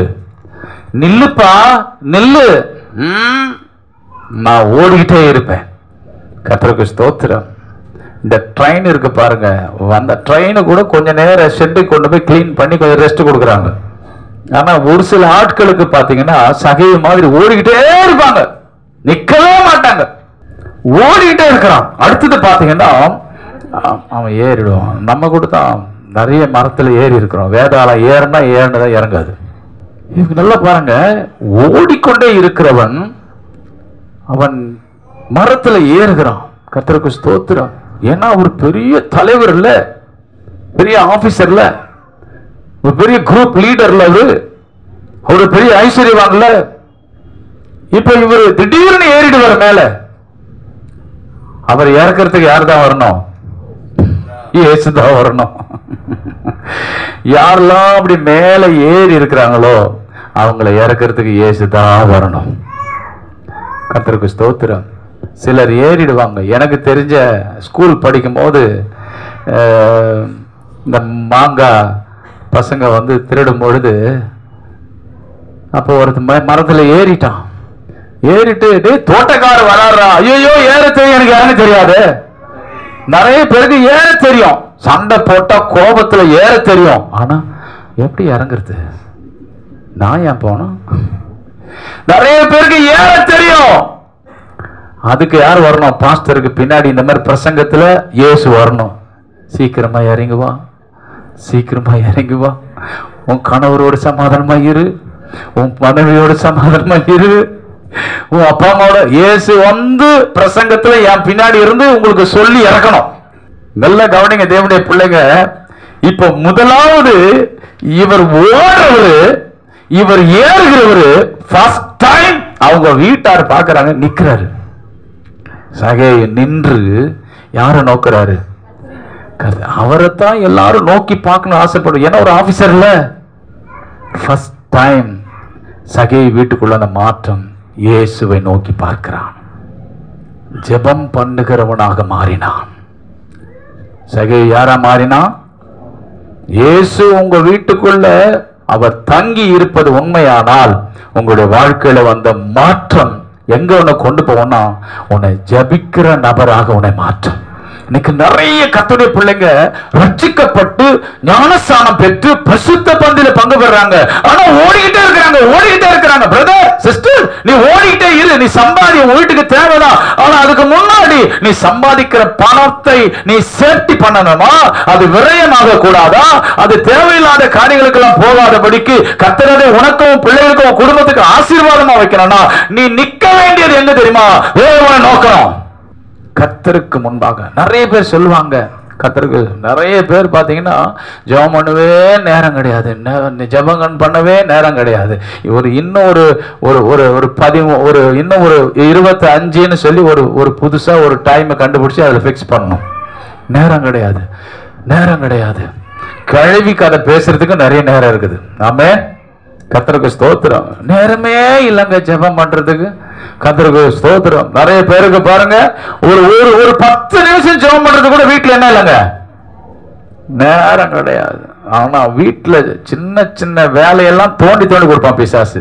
நீ எங்க டைம் இருந்தா ஜெபம் பண்ணுவான்னு, அங்க பாரு, அங்க ஒரு பாத்திரம் கிடக்குது பாரு, இங்க பாரு ஒரு துணி கிடக்குது பாரு, இங்க பாரு, அங்க பாரு ஒட்டடை கிடக்குது பாரு. இப்படி அவன் ரெவலேஷன் கொடுத்து உங்க டைம் எல்லாம் அவன் அப்பாயின்மெண்ட் கொடுத்து வாங்கிட்டான், அவன் மிஸ் பண்ணிட்டான். நிறைய பேரு கர்த்தருக்கு ஸ்தோத்திரம் ஆண்டவரிடத்துல நோக்காதபடிக்கு பண்ணிட்டான். நீங்க ரட்சிக்கப்பட்டது இயேசு உங்க வீட்டுல தங்கி நீங்க மனமாற்றம் அடைந்து நீங்க ரட்சிக்கப்பட்ட மூழ்கி ஞானஸ்நானம் எடுத்த விசுவாசியா இருந்தா உங்களுடைய வீட்டுல வரக்கூடிய முதல் மாற்றம் சொல்லணும். பவுலை பார்த்து சொன்னார்ல, ஆண்டவர் முள்ளில் உதைக்கிறது கடினமான்னு சொல்லிட்டு 3 நாள் அவன் குருடனா இருக்கிறான், புசியாமலும் குடியாமலும் 3 நாள் இரவு பகலும். கர்த்தருக்கு ஸ்தோத்திரம். அப்ப அனனியா என்கிற ஒரு ஊழியக்காரரை அனுப்பும் பொழுது என்ன சொல்லி அனுப்புறாரு தெரியுமா? அவன் இப்பொழுது ரயில்வே ஸ்டேஷன்ல இருக்கிறான், ஏர்போர்ட்ல இருக்கிறான்னு சொல்லி அனுப்புனாரு. பாருங்க, 9ஆம் அதிகாரம் அப்போஸ்தலர் 11வது வசனத்துல சொல்லப்பா, அவன் இப்பொழுது ஜெபம் பண்ணி கொண்டு இருக்கிறான். கர்த்தருக்கு ஸ்தோத்திரம். அவனுக்கு அந்த நேரத்தை ஜெபம் பண்ணுவதற்காக பயன்படுத்துகிறான். தேவனுடைய பிள்ளைகளே, உங்களுடைய வீட்டுக்குள்ளாக ஆண்டவர் மன மாற்றத்தை ஏற்படுத்தி உனக்கு கொடுத்திருப்பாரானால் முதல் மாற்றம் உங்கள் வீட்டுக்குள்ள என்ன, நான் ரட்சிக்கப்பட்டுட்டேன், நான் ஒரு சபையில விசுவாசியா இருக்கிறேன், நான் பரலோகத்துக்கு போயிடுவேன். மாற்றம் வந்தா உன்னை முதலாவது எங்க எடுத்துட்டு போகணும்? தூங்கி எழுந்த உடனே நியூஸ் பேப்பருக்கு கிடையாது, தூங்கி எழுந்த உடனே பெட் காஃபி கிடையாது, தூங்கி எழுந்த உடனே எதற்க எங்க கிடையாது, தூங்கி எழுந்த உடனே உன்னை ஜெபத்திற்கு இழுத்து கொண்டு போகணும். மார்க் 1:35 வாசித்து பாத்தீங்கன்னா, இயேசு அவர் ஜெபம் பண்ண வேண்டிய அவசியமே கிடையாது, ஏன்னா அவர் தேவன். ஆமென். நீங்க வாசி பாருங்க, 1:35 வாசி பாருங்க. அவர் அதிகாலையில் இருட்டோடு எழுந்து புறப்பட்டு அந்த இருட்டு அந்த இருள் மறைந்து வெளிச்சம் வரதுக்கு முன்னாடி இருட்டோடு எழுந்து புறப்பட்டு வனாந்திரமான ஒரு இடத்திற்கு போய் அங்கே ஜெபம் பண்ணினார். சீமோனும் அவனோடு இருந்தவர்களும் அவரை பின்தொடர்ந்து போய் பாருங்க உங்க வீட்டுல எல்லாரும் ஜெபம் பண்ணுங்க கட்டாயப்படுத்தாதீங்க. மனமாட்டம் அடைஞ்ச நீங்க ஜெபம் பண்ணீங்கன்னா மற்றவர்கள் உங்களை ஜெபிக்கிற உங்களை பார்த்து அவங்க ஃபாலோ பண்ணுவாங்க. பிரைஸ் எல்லாம். இயேசு வனாந்திரத்துல போய் ஜெபம் பண்ண போது ஜெபம் பண்ணுங்கன்னு அவங்கள சொன்னாரா? ஆனா அவங்க இயேசுவை பின்பற்றினாங்க. இருக்கா வசனம்? மறுபடியும் அந்த வசனத்தை வாசிங்க சிஸ்டர். அவர் அதிகாலையில் இருட்டோடு எழுந்து புறப்பட்டு வனாந்திரமான ஒரு இடத்திற்கு போய் அங்கே ஜெபம் பண்ணினார். சீமோனும் அவனோடு இருந்தவர்களும். ஹalleluya. இயேசு ஜெபம் பண்ணும் பொழுது இத அவங்க பார்க்கறாங்க. பார்த்துட்டு இயேசு ஜெபம் பண்ற இடத்துக்கு இவங்கள ஃபாலோ பண்றாங்க. ஹalleluya. இயேசு தன்னுடைய வாழ்க்கையில எதையுமே எங்கேயுமே அவர் கட்டாயப்படுத்தினதே இல்லை. ஏன் தெரியுமா? இயேசு சொல்ற ஒரே வார்த்தை, என்னை பின்பற்றுங்கள். இயேசு எல்லாவற்றையுமே பின்பற்றுங்கள் சொன்னா, பெற்றோர்களுக்கு நான் சொல்றேன், உங்க பிள்ளைகள் ஜெபம் பண்ணணும்னா கர்த்தருக்கு ஸ்தோத்திரம், நீங்க முதலாவது முழங்கால் போட்டா அவங்க உங்களை ஃபாலோ பண்ணுவாங்க. ஒருவேளை இன்னைக்கு அவங்க சோம்பலா இருக்கலாம், ஆனா அவங்க பெற்றோர் என்கிற ஸ்தானத்துக்கு திருமணம் ஆகி அவங்க அந்த ஸ்தானத்துக்கு வரும்போது நான் விசுவாசிக்கிறேன், ஆட்டோமேட்டிக்கா அவங்க சொல்ல ஆரம்பிப்பாங்க, டே ஜெபம் பண்ணுடா, நீங்க சொன்னது அவங்க சொல்லி ஜெபம் பண்ணுடா. அவங்க நினைப்பாங்க, இல்ல நான் அவர்களுக்கு முன்மாதிரியா இருக்கணும். அல்லேலூயா. நாம இயேசுவை பார்த்து தான் எல்லாவற்றிலேயும் சீஷர்கள் கற்றுக்கொண்டார்களே தவிர, அதே போல நம்முடைய குடும்பங்களிலே நம்மை பார்த்து எல்லாரும் கற்றுக்கொள்ள வேண்டும். எத்தனை பேர் விசுவாசிக்கிறீங்க? அல்லேலூயா. பாருங்க பிரியமானவர்களே, நீங்க இந்த அப்போஸ்தலர் 9:11 வாசித்தது போல பவுலை பார்த்து ஆண்டவரே சொல்றாரு, அவன் இப்பொழுது என்ன செய்யறான்? உங்களை பார்த்து கர்த்தர் இப்படி சாட்சி கொடுக்க முடியுமா? இந்த டைம் உங்களுக்கு ஒரு பிரேயர் டைம் இருக்கா? உங்களுக்கு ஒரு ஜெப நேரம் இருக்கா? உங்களுக்கு ஒரு பிரேயர் டைம் வச்சுக்கீங்களா? ஒருவேளை நிறைய பேர் வனாந்தரத்துல போய் தனித்திருந்து போய் உங்களால டெய்லி ஜெபிக்க பண்ண முடியாது. ஆனா உங்க வீட்டுல மொட்டை மாடி இருக்கல்ல, இல்லைன்னா உங்க வீட்டுல எல்லாரும் தூங்குறதுக்கு ஒரு அறை, இந்த ஹால்னு ஒண்ணு இருக்குல்ல, எல்லா இடத்துலயும் ஃபுல்லா இருக்கு பாஸ்டர், கிச்சன் ஒண்ணு இருக்கா? இல்ல எனக்கு எங்கேயாவது ஒரு கேப் இருக்கா? எங்கேயாவது ஒரு இடம் இருக்கா? அது வனாந்தரம் போல யாருமே இல்லாத இடமாக்குங்க. அந்த இடத்துல போங்க. அங்க போய் மனம் விட்டு உங்களுடைய காரியங்களை சொல்லக்கூடிய ஒரு இடம் உங்க வீட்டுக்குள்ள போய் பேசலாம். இல்லங்க நான் இருக்கிற வாடகை வீடு ரொம்ப சின்ன அறைதான் அப்படின்னு எனக்கு ஜெபிக்கவே இடம் இல்லைன்னா காலையில வா. ஆமா மாட்டிக்கிட்டல நம்ம, எனக்கு வீட்டுல ஜெபம் பண்ண இடமே இல்லைன்னா வா, அங்க இவ்வளவு பெரிய இடம் இருக்குப்பா, உனக்கு சாமி தர வந்து ஜெபம் பண்ணு. காலையில டெய்லி இங்க 1 மணி நேரம் ஜெபம் நடக்குது, வந்து ஜெபத்துல பங்கு பெறு. ஹல்லேலூயா. வசனத்தை சொல்றேன், குறிச்சுக்குங்க. ஆண்டவருக்கு ஸ்தோத்திரம். 1 சாமுவேல் 12:23 சாமுவேலே சொல்றாரு, நானும் உங்களுக்காக விண்ணப்பம் பண்ணாமல் இருப்பேன், ஆனால் கர்த்தருக்கு விரோதமாக அவ ஜெபம் பண்ணாமல் இருப்பது என்ன பிரதர்? நான் ரட்சிக்கப்பட்டுட்டேன், நான் சபைக்கு போறேன், நான் திருவிருந்து எடுக்கிறேன், நான் கிறிஸ்தவனா இருக்கிறேன், அதனால நான் பரலோகம் போயிடுவேன். இல்ல, இங்க மாற்றத்தை உண்டாக்காதுங்க, பரலோகத்தையும் போய் அங்கேயும் போய் மாத்திருவாங்கன்னு சொல்லிட்டு தான் ஆண்டவர் இங்கேயே உனக்கு மாற்றத்தை கொடுத்து இங்கேயே உன் வீட்டுக்குள்ள உன்னை கொண்டு மாற்றத்தை கத்தை ஏற்படுத்த விரும்புறாரு. அப்ப முதல் மாற்றம் என்ன வரணும்னா, மனம் மாற்றம் அடைஞ்சிட்டேன் அப்படின்னு சொல்றவங்க முதல் அவங்க வீட்டுக்குள்ள அவங்களை கொண்டு வர வேண்டிய மாற்றம் என்ன தெரியுமா? ஜெபம் பண்ணவில்லை மாறணும்.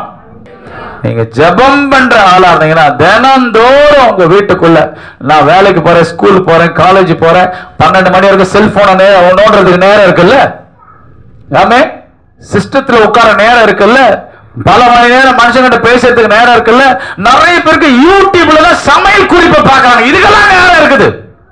ஆனா ஆண்டவரிடத்துல போய் ஜெபம் பண்றதுக்கு தான் என்ன இல்ல. எங்க நீங்க மனம் மாறின ஆளுங்க, இயேசு உங்க வீட்டுல தங்கி இருக்கிறாருங்க, இயேசு உங்க வீட்டுல தங்கி இருக்கிறாரு, நீங்க மனம் மாறின ஆளு. மனம் மாறின ஆள் நிமித்தம் அந்த வீட்டுக்குள்ள வேண்டிய முதல் மாற்றம் என்ன தெரியுமா?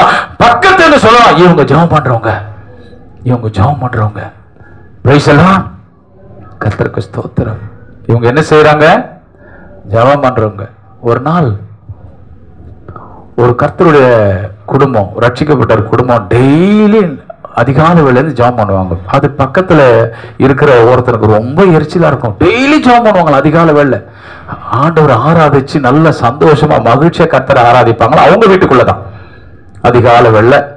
அப்போ கொஞ்சம் அபிஷேகத்துல நிரம்பி அந்நிய பாஷையெல்லாம் பேசுவார் போல இருக்குது அந்த சகோதரர். அது அந்த பக்கத்துல இருக்கிற ஆட்களுக்கு பிடிக்காம எப்ப பார்த்தாலும் ஐயோ ஐயோன்னு கத்திட்டு இருக்கிறான், இவன் என்னைக்குதான் ஒழிவான தெரியலையே அப்படின்னு சொல்லி அந்த பக்கத்து வீட்டுக்காரு எப்ப பார்த்தாலும் கத்திட்டு இருக்கிறான், எப்ப பார்த்தாலும் கத்திட்டு இருக்கிறான். காலையில ஏண்டவன் சொல்லி ஏனமா பேச ஆரம்பிச்சார்.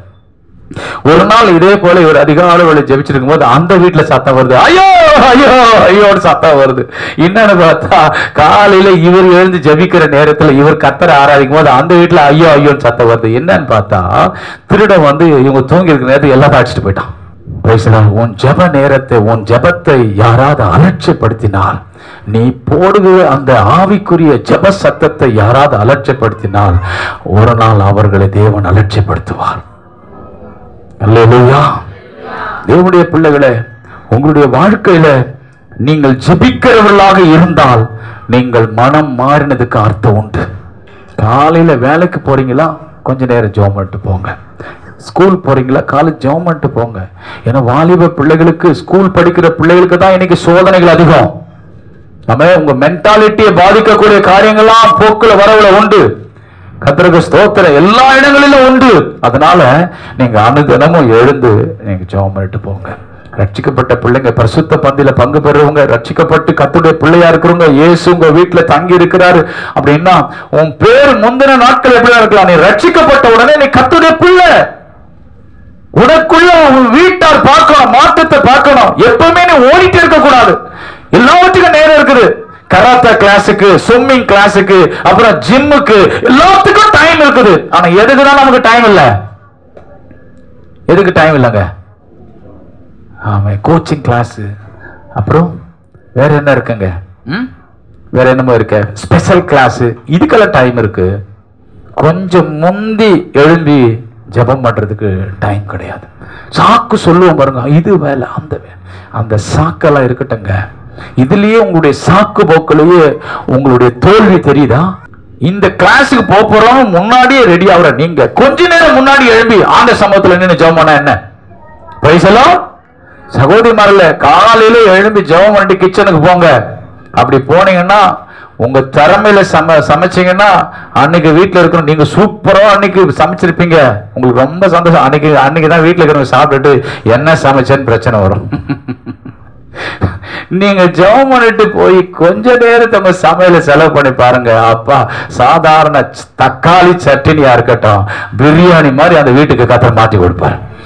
நாம உங்களுடைய திறமையில டேஸ்ட் ஆகல, உங்க ஜெபத்துல அதை கர்த்தர் டேஸ்ட் ஆக்கி தருவார்.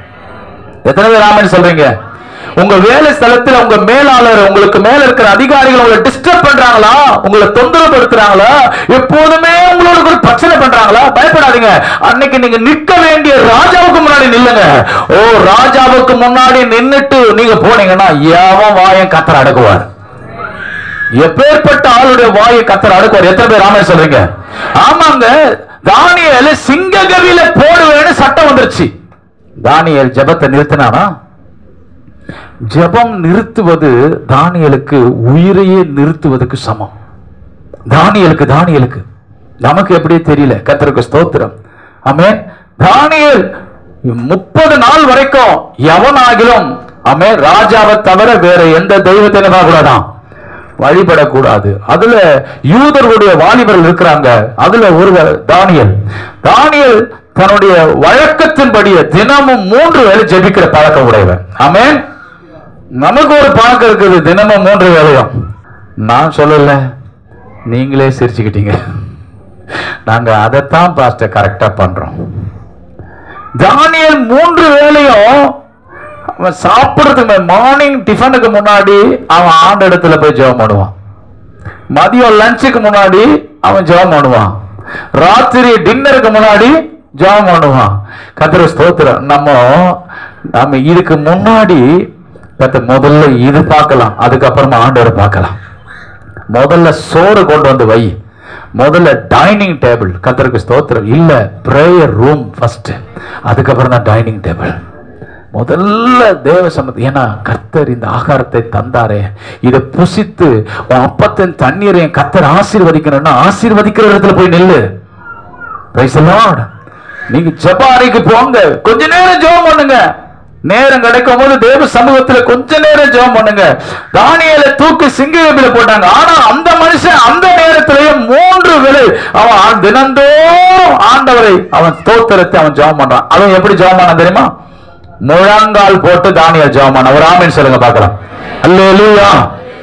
தானியேல் ஜெபம் பண்ண உடனே தெரிஞ்சு போச்சு, தானியேல் தன் தேவனை வழிபடுறான், ஜெபம் பண்றான். இந்த விஷயம் தெரிஞ்ச உடனே சிங்க கபில போடணும்னு திட்டம் பண்ணியாச்சு. இப்ப தானியேலை தூக்கி சிங்க கபில போட்டாச்சு. சிங்க கபில போட்ட உடனே தானியேல் வாய் ஜெபிக்காதபடி கட்டப்பட்டதா, சிங்கத்தின் வாய் கட்டப்பட்டதா? அல்லேலூயா. ஒரு வழங்குதா உங்களுக்கு?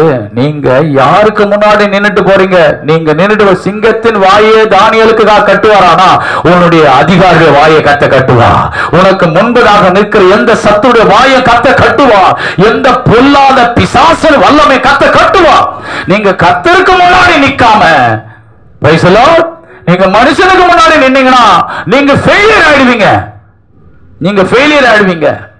உங்களுடைய திறமையை நம்பி போறீங்க. கர்த்தருக்கு ஸ்தோத்திரம். ஒரு ஃபார்முலா சொல்றேன். ஜெபிக்கிறவன் தேவனை நம்பி வாழ்கிறான், ஜெபிக்காதவன் தன்னை நம்பி வாழ்கிறான். நீங்க யாரை நம்பி வாழுறீங்க? நான் இன்னைக்கு ஜெபிக்கல அப்படின்னா நான் யாரை நம்ப ஆரம்பிச்சிட்டேன்? நான் ஏன் ஜெபிக்கிறேன்? அது என்னால ஆண்டவரே இன்னைக்கு வாழ முடியாது, நீங்க தான் என்னை நடத்தணும். ஜெபிக்கிறவர்கள் தேவனை நம்பி வாழ்கிறார்கள், ஜெபிக்காதவர்கள் தந்தை நம்பி வாழ்கிறார்கள். நீங்க எந்த காரியத்தை நீங்க சார்ந்திருக்கிறீங்க? நீங்க எந்த வெரைட்டி? நீங்க தேவனை நம்பி வாழ்கிறாளா அல்லது உங்க திறமையை நம்பி வாழ்கிறாளா? திறமையை நம்பி வாழ்கிறவர்கள் ஒரு சில நாட்கள் தான் வண்டி நகரும்.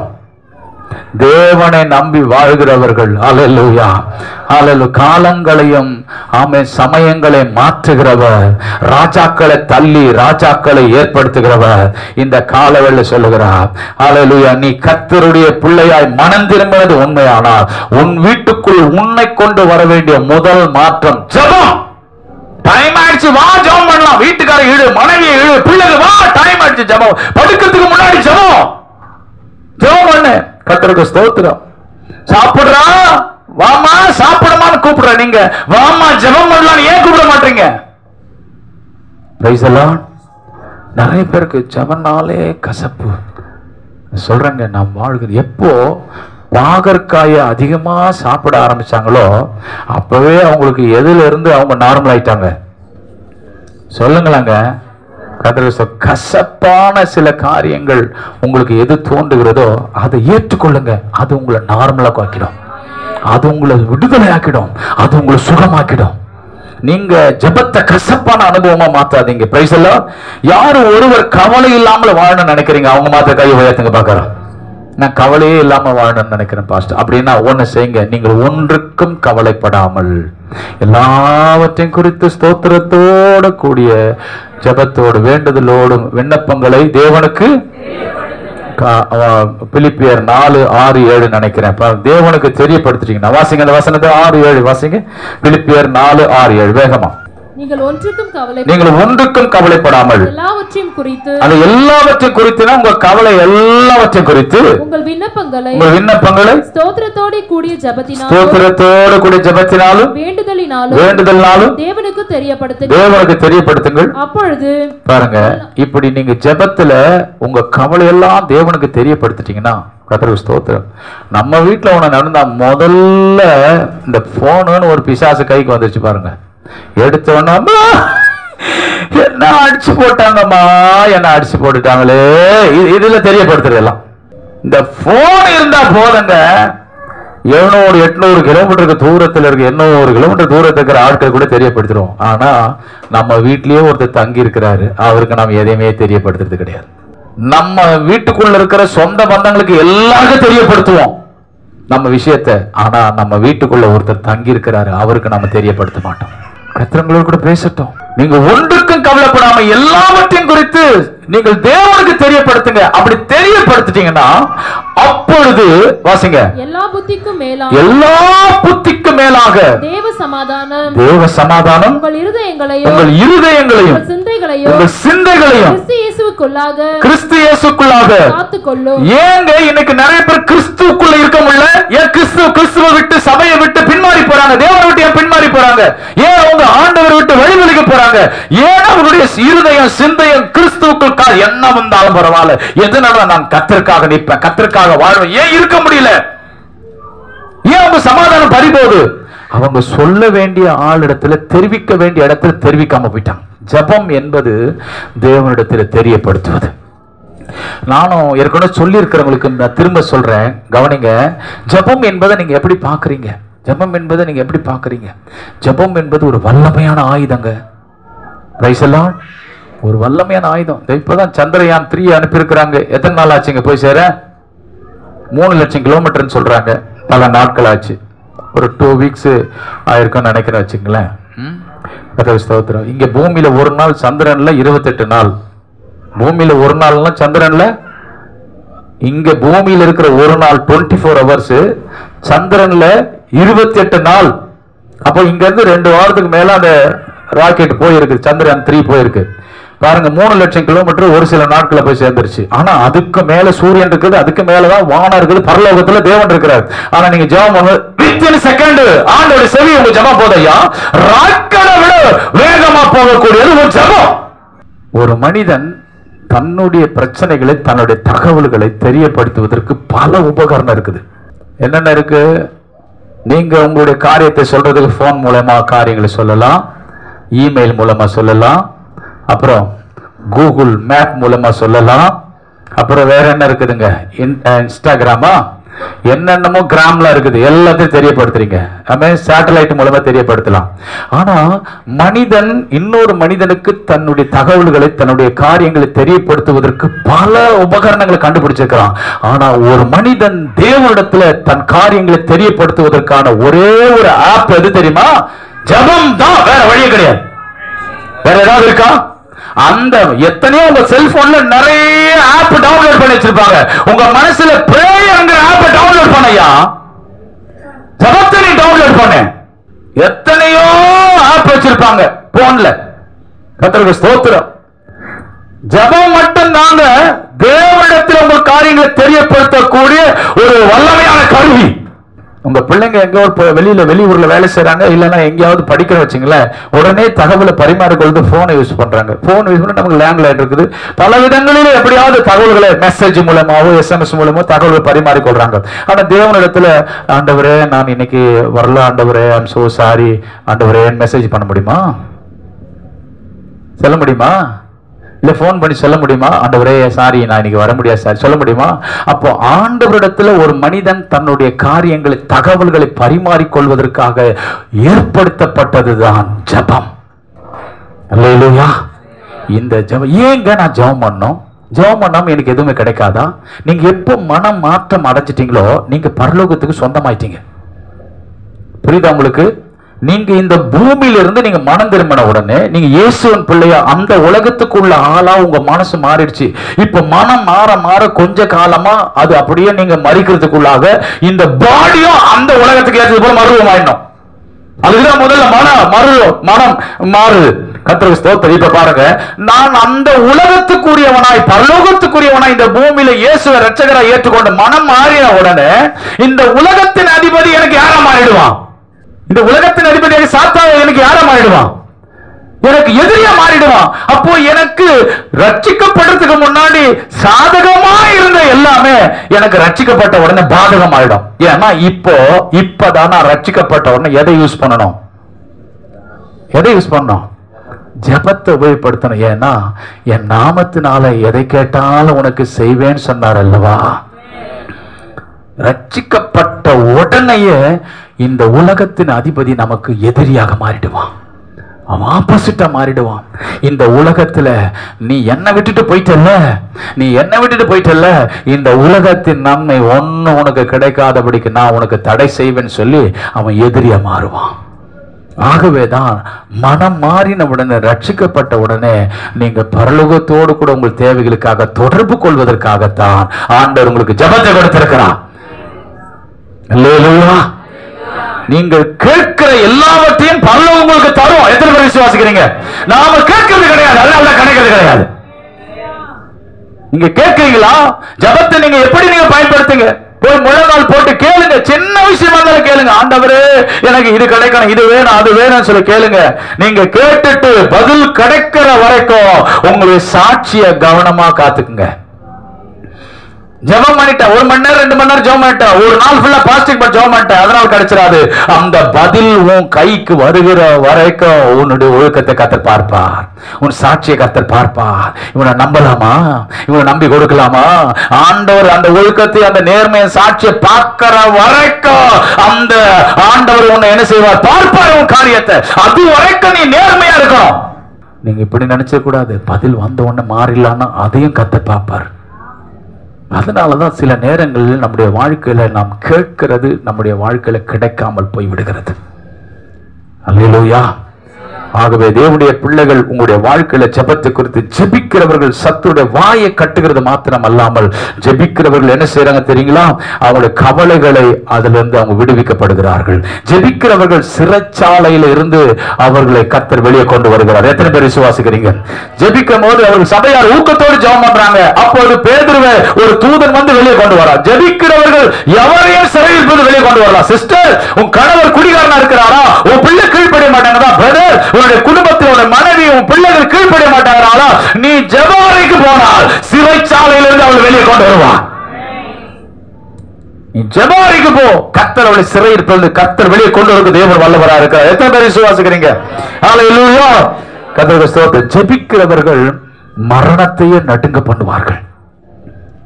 ஜெபிக்கிறவங்க மரணத்தையே நடுங்க பண்ணுவாங்க. எங்க மரணம் சொன்னாலே நமக்கு நடுக்க வருது. கர்த்தருக்கு ஸ்தோத்திரம்.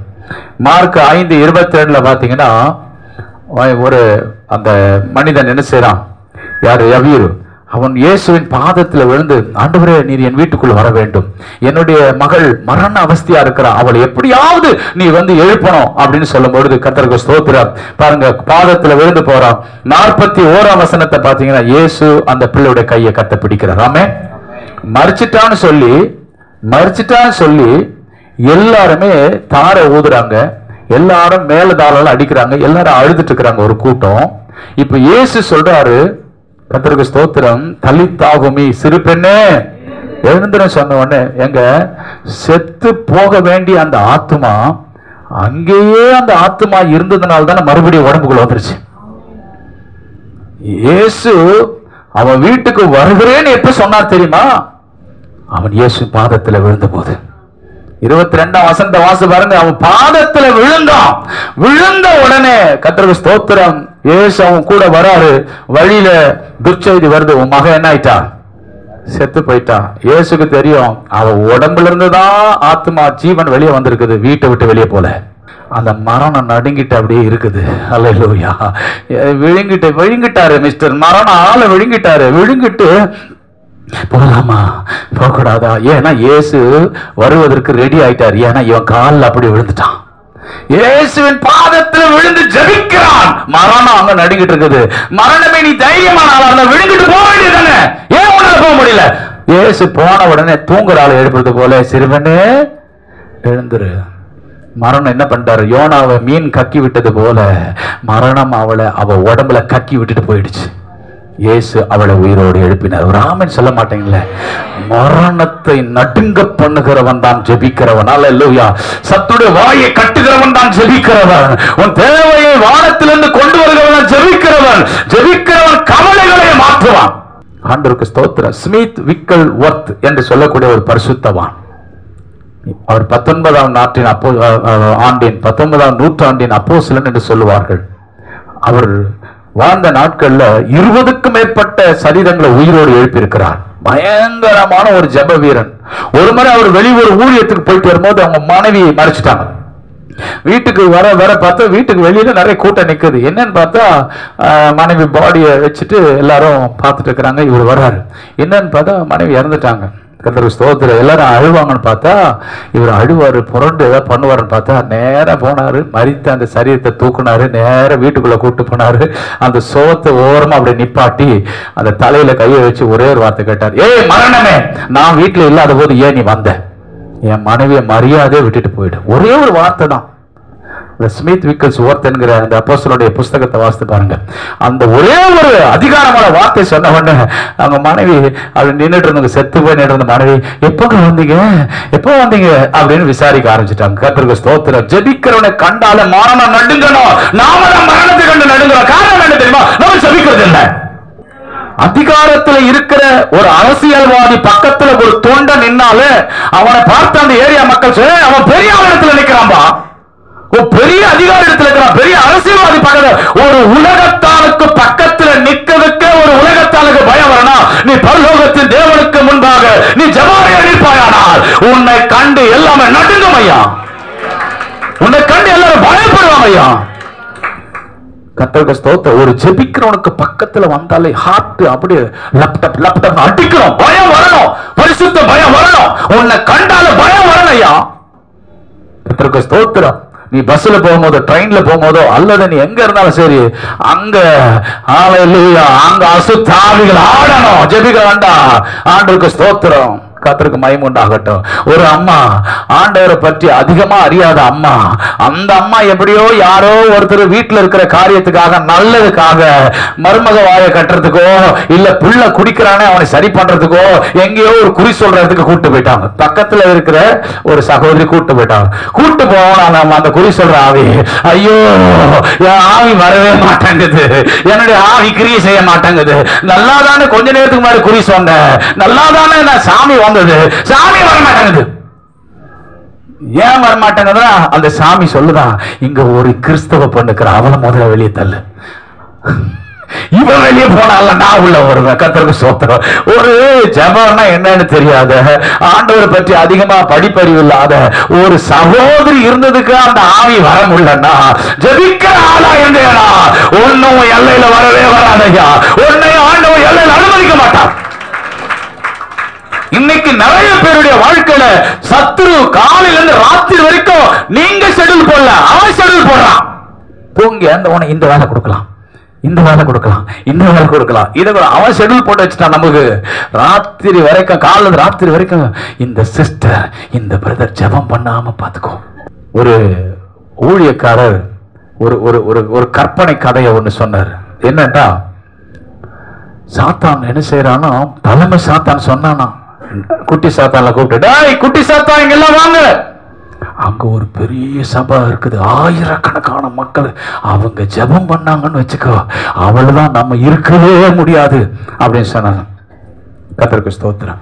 இன்னொரு எல்லாம் அங்க போயிட்டு அந்த இடத்தெல்லாம் போய் பார்த்துட்டு வந்தா, அங்க பார்த்துட்டு வந்துட்டு உடனே இன்னொரு குட்டி சாத்தா சொன்னான்னா, எஜமானே, இந்த ஆயிரக்கணக்கான ஜனங்க இருக்கிறாங்களே, அவங்க எல்லாம் சர்ச்சில் பிரசங்கம் கேட்குற மாதிரி தூங்கிட்டு இருக்கிறாங்க. அவங்க எல்லாம் பிரசன்ட் போட்டுக்கிறாங்க, அட்டண்டன்ஸ் மட்டும் தான் போடுறாங்க. இங்க ஒரு 10-20 பேர் ஞாயிற்றுக்கிழமை ஆராதிக்கிறான் பாருது. இவன் தான் பவர்ஃபுல் ஆனவன், இவன் தான் பயங்கரமான ஆளு, இவன் வந்து சிறிய பச்சை மிளகாமா இருந்தாலும் ரொம்ப காரமான ஆளு. இந்த கூட்டத்தை தான், இந்த சின்ன கூட்டத்தை தான், ஏன்னா இவங்க ரொம்ப கவனம் செலுத்தி ஜெபம் பண்ணுவாங்க. இவங்க யார் ஜெபம் பண்ணல சோத்திரம் பண்ண சொல்லுவான், இவன் முழங்கால் போட சொல்லுவான். அங்க ஒன்னும் கேட்பார் கிடையாது, எப்படி வேணா வரலாம், எப்படி வேணா போலாம். அதனால இந்த சிறு கூட்டத்தை தான் ஜெபிக்க விடக்கூடாது. ஏன்னா இவங்களா சாத்தானுடைய எல்லா காரியத்தை உடைக்கக்கூடிய வல்லமை பெற்றவர்கள். அதனால இன்னைக்கு குடும்ப ஜெபத்தை தடை செய்யறான், தனி ஜெபத்தை தடை செய்யறான், வாரத்துல ஒரு வேளை பாஸ்டிங் படி ஜெபம் பண்ணி அதெல்லாம் தடை செய்யறான். காரணம் என்ன? உன் ஜெபம் அவனை பயங்கரமாய் பாதிக்கும். அல்லேலூயா. உங்களுக்கு நிறைய பேருக்கு தெரியுமா, சங்கீதம் 95:6-7 என்ன சொல்கிறது? கர்த்தருக்கு ஸ்தோத்திரம். அங்கே உன்னை உண்டாக்கின தேவனுக்கு முன்பதாக நீ பணிந்து குனிந்து, அல்லேலூயா, நீங்க முழங்கால் படியிடும் பொழுது உங்களுக்கு ஒண்ணு தெரியுமா, நீங்க முழங்கால் போட அவனுடைய தலையெல்லாம் உடையும். அல்லேலூயா. நீ முழங்கால் போடனா அவனுக்கு தலைவலி உருவாகும். நீ முழங்கால் போடாதனால்தான் உனக்கு தலைவலி வருது, உனக்கு பிரச்சனை வருது, உனக்கு உடம்புக்கு பாதிப்பு வருது. நீ முழங்கால் போட்டா பிரச்சனை உங்ககிட்ட இல்ல, பிரச்சனை அங்க போடும். Price the Lord. இவங்க பாளையத்துல, யோசேபாத்துடைய பாளையத்துல இவங்க துதிக்க ஆரம்பிச்சாங்க. அவன் துதி வீரர்கள் துதிக்க ஆரம்பிச்சாங்க. குழப்பம் இங்க வர வேண்டியது, இந்த குழப்பம் எங்க போச்சு தெரியுமா? எதிரியுடைய பாளையத்துல போனது. ஒருத்தர் அவன் வெட்டான். ஆனா இப்ப நாம என்ன செய்யறோம்? நாமளே ஒருத்தர் வீட்டுக்குள்ள வெட்டிக்கிறோம், வெட்டி மாண்டு போறோம். காரணம் என்ன தெரியுமா? இங்க அங்க போக வேண்டிய குழப்பம் இங்க வந்துருச்சு. ஏன் இங்க குழப்பம் வந்துருச்சு? இங்க ஜெபம் இருந்திருந்தா இந்த குழப்பம். ஏற்கனவே ஒரு அப்பாயின்மெண்ட் வாங்கிட்டு இருக்கிறாங்க, ஒரு ஆளு ஏற்கனவே ஒரு அப்பாயின்மெண்ட் கொடுத்துட்டாங்க, இந்த வீட்டாரு ஜெபம் என்கிற அப்பாயின்மெண்ட் கொடுத்துட்டாங்க. ஆகவே குழப்பம் என்கிற அப்பாயின்மெண்ட் உள்ள வர முடியாது. Price the Lord. இங்க ஏற்கனவே ரொம்ப பிஸியா இருக்கிறாங்க, அதனால எங்க ஃப்ரீயா இருக்கிறாங்க அங்க போலாம், அது போயிடும். நீங்க தான் ஜெபத்துக்கு அப்பாயின்மெண்ட் கொடுக்கலையே. குழப்பம் வராம என்ன வரும்? பிரச்சனை வராம என்ன வரும்? Price the Lord. சும்மா நீங்க சும்மா இருந்தீங்கன்னா உங்க வீட்டுக்குள்ள குழப்பமும் சந்தேகத்தையும் பிசாசு தாராளமா கொண்டு வந்து போடுவான். எத்தனை பேர் ஆமென் சொல்றீங்க? ஆமென். நீங்களே சொல்லிட்டீங்க. கர்த்தருக்கு ஸ்தோத்திரம். அப்ப முதலாவது, ஒரு வீட்டுக்குள்ள கர்த்தர் இருப்பாரானால் அந்த மனமாற்றம் எங்க கொண்டு போகணும்னா ஜெப அறைக்கு கொண்டு போகும். அல்லேலூயா. அல்ல வசனத்தை மாத்திரம் சொல்றேன், நோட் பண்ணீங்க. இரண்டாவது, அவன் லூக்கா 19:8 பாத்தீங்கன்னா, அவன் விசுவாசத்தில் வாழ்கிறவனாக அவன் கற்றுக்கொண்டான். விசுவாசத்திலே வாழ அவன் கற்றுக்கொண்டான். எப்படின்னா, ஏழைகளுக்கு பாதி கொடுக்கிறேன், என் ஆஸ்திகள்ல பாதியை யாருக்கு கொடுக்கிறேன்? அடுத்தது அநியாயமா வாங்கினது உண்டானால், அப்ப வீட்டுக்குள்ள என்ன இருக்குது? வீட்டுக்குள்ள என்ன இருக்குது? ஜீரோ. இருக்கிறத பாதி இப்படி கொடுத்துட்டேன், இருக்கிறத நாளை தனியா யாரு கொடுத்துட்டேன்? எப்படிப்பா வாழுவ?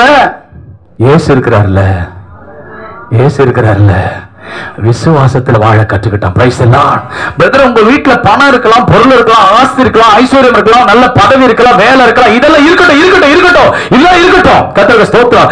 ஆனா இயேசு உன் வீட்டுக்குள்ள இருந்து உன் வாழ்க்கையில மனமாற்றம் வந்திருந்தால் அந்த மாற்றம் உன்னை எங்க கொண்டு வருவான்? எல்லாம் இருந்தாலும் அதை வைத்து வாழக்கூடாது, இயேசுவை வைத்து விசுவாசமா வாழ பழகணும். எத்தனை பேர் விசுவாசிக்கிறீங்க? இயேசுவை வச்சு வாழுறீங்களா? அல்லேலூயா. விசுவாசத்துல வாழ கற்றுக்கொண்டான் நம்ம ஆண்டுக்கு ஸ்தோத்திரம். அடுத்தது பாருங்க, ஆண்டவருக்கு மகிமை உண்டாகட்டும். நீங்க லூக்கா 19ஆம் அதிகாரத்துல 9ஆம் வசனம் பாருங்க. இயேசு நோக்கி, இன்றைக்கு இந்த வீட்டுக்கு இவனும் ஆபிரகாமுக்கு. அந்த மனமாற்றம் அவனுக்குள்ள, அந்த வீட்டுக்குள்ள கொண்டு வந்த மாற்றம் என்ன தெரியுமா? 3வது நற்சாட்சியை அவனுக்கு ஏற்படுத்தினது. அதே பட்டணத்தார் அவனை பாவினாங்க, அவனுக்கும் தெரியும் நான் ஏமாற்றக்காரன்னு. ஆனா ஆண்டவர் அவனை பார்த்து சொல்றாரு, ஒரு பரிசுத்தவானுடைய குமாரனாக அவனை பார்த்து கட்ட பேசுகிறார். இவன் ஆபிரகாமுடைய குமாரன், நற்சாட்சி. ஆமென். இயேசு கிறிஸ்து உங்கள் வீட்டுல தங்கின உடனே உங்களுக்கு ஒரு மனமாற்றம் வரும். அந்த மனமாற்றம் உங்களுடைய வாழ்க்கையில எங்க கொண்டு போகும் அப்படின்னா, கர்த்தருக்கு ஸ்தோத்திரம், உங்களுக்கு நற்சாட்சிக்கு நேராக உங்களை கொண்டு போகும். இதுக்கு முன்னாடி உங்க வாழ்க்கையில உங்க சாட்சி ஜீவியம் கெட்டு போயிருக்கலாம். ஆனால் நீங்கள் மனம் மாறினது உண்மையானால் உங்களுடைய மனமாற்றம் உங்கள் நற்சாட்சிக்கு நேராக கொண்டு போகும். அல்லேலூயா. உங்களுக்கு ஒரு நல்ல சாட்சி இருக்கணும். இவர்கள் இயேசுவின் பிள்ளைகள், இவர்கள் இந்த சபைக்கு போறாங்க, ஐயோ அம்மா இந்த சபைக்கு போறாங்க, இவங்கெல்லாம் என்ன இது அப்படின்னு பார்த்து உங்களால சபைக்கு மேன்மை உண்டாகணுமே தவிர உங்களால சபைக்கு அவப்பெயர் வரவே கூடாது. அல்லேலூயா.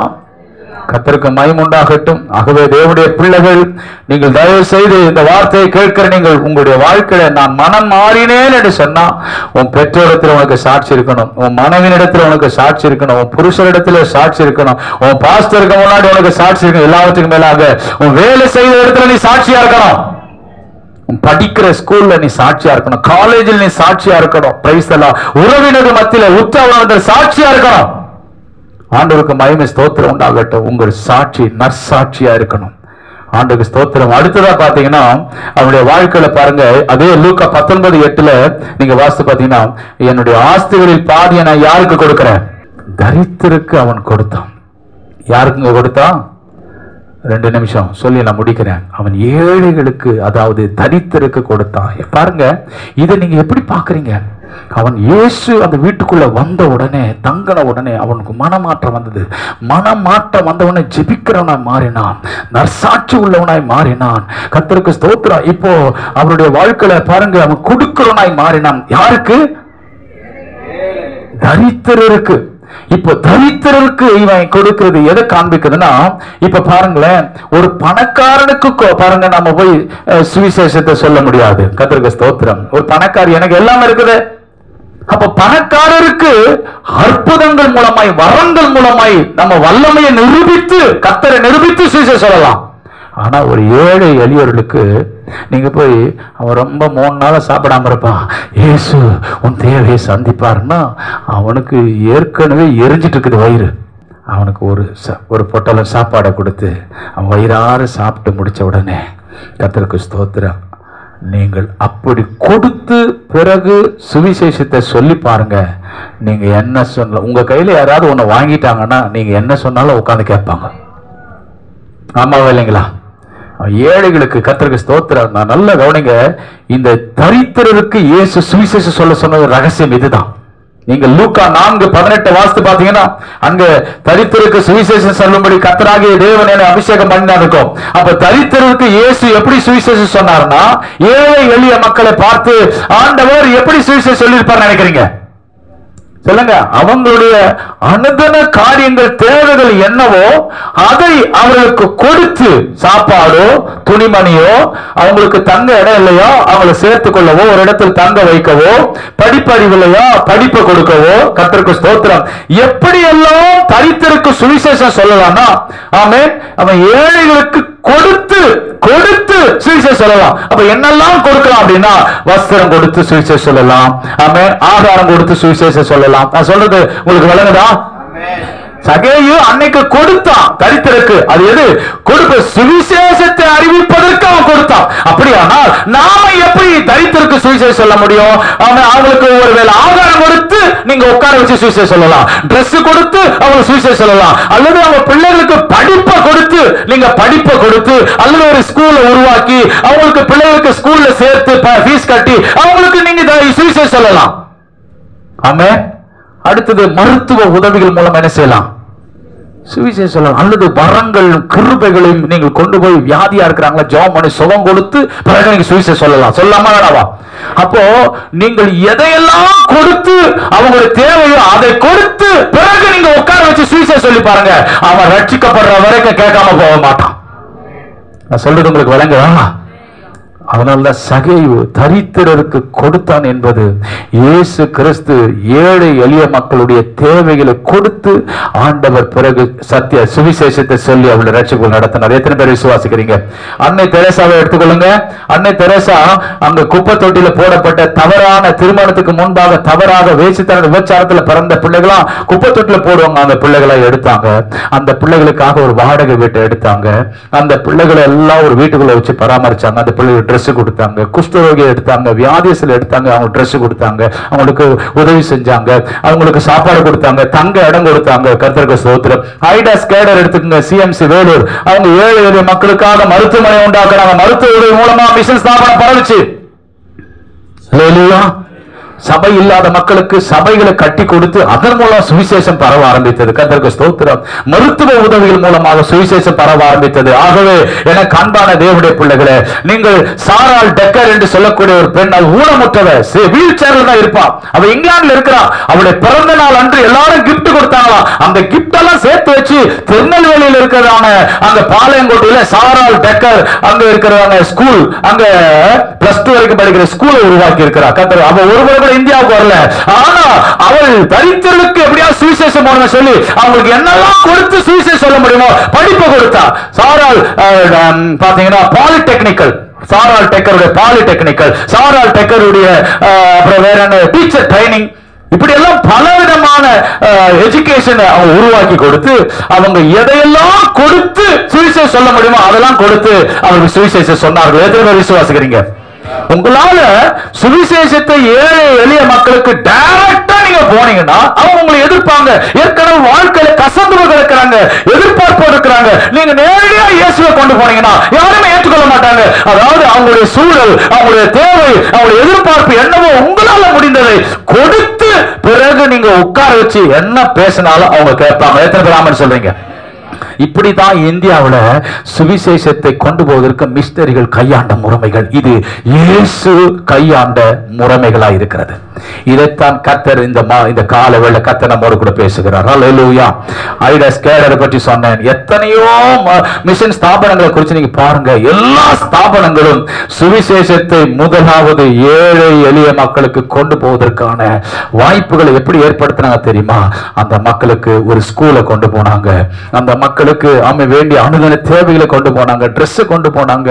நம்ம கடந்த நாட்கள் பாத்தீங்கன்னா நான் மிசோராம் போயிட்டு வரும்போது ஒரு குடும்பத்தார் என்ன செய்ய, நான் வந்தவொடனே சொன்னேன், இந்த மாதிரி கர்த்தருக்கு மகிமையுண்டாகட்டும், அங்க பர்மா கேம்ப்ல இருக்கிற மக்களுக்கு, அந்த பிள்ளைகளுக்கு ஒரு 100 பிள்ளைங்க இருக்கிறாங்க, அந்த பிள்ளைகளுக்கு ஒரு ஷெட் போடணும் அப்படின்னு சொல்லியிருந்தார். உடனே ஒரு சகோதரி எழும்பி அவங்க 13,000 கொடுத்தாங்க.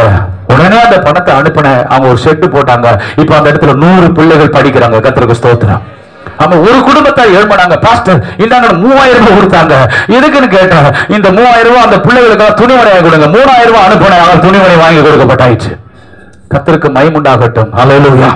கடந்த ஒரு சில மாதங்களுக்கு முன்பு ஒரு 2 மாதங்கள் ஒரு குடும்பத்தார் வந்தாங்க. எங்க 50,000 ரூபாய் கொடுத்தாங்க. எதுக்குன்னா இது சபை கட்டி கொடுங்க. கர்த்தருக்கு ஸ்தோத்திரம் உண்டாகட்டும்.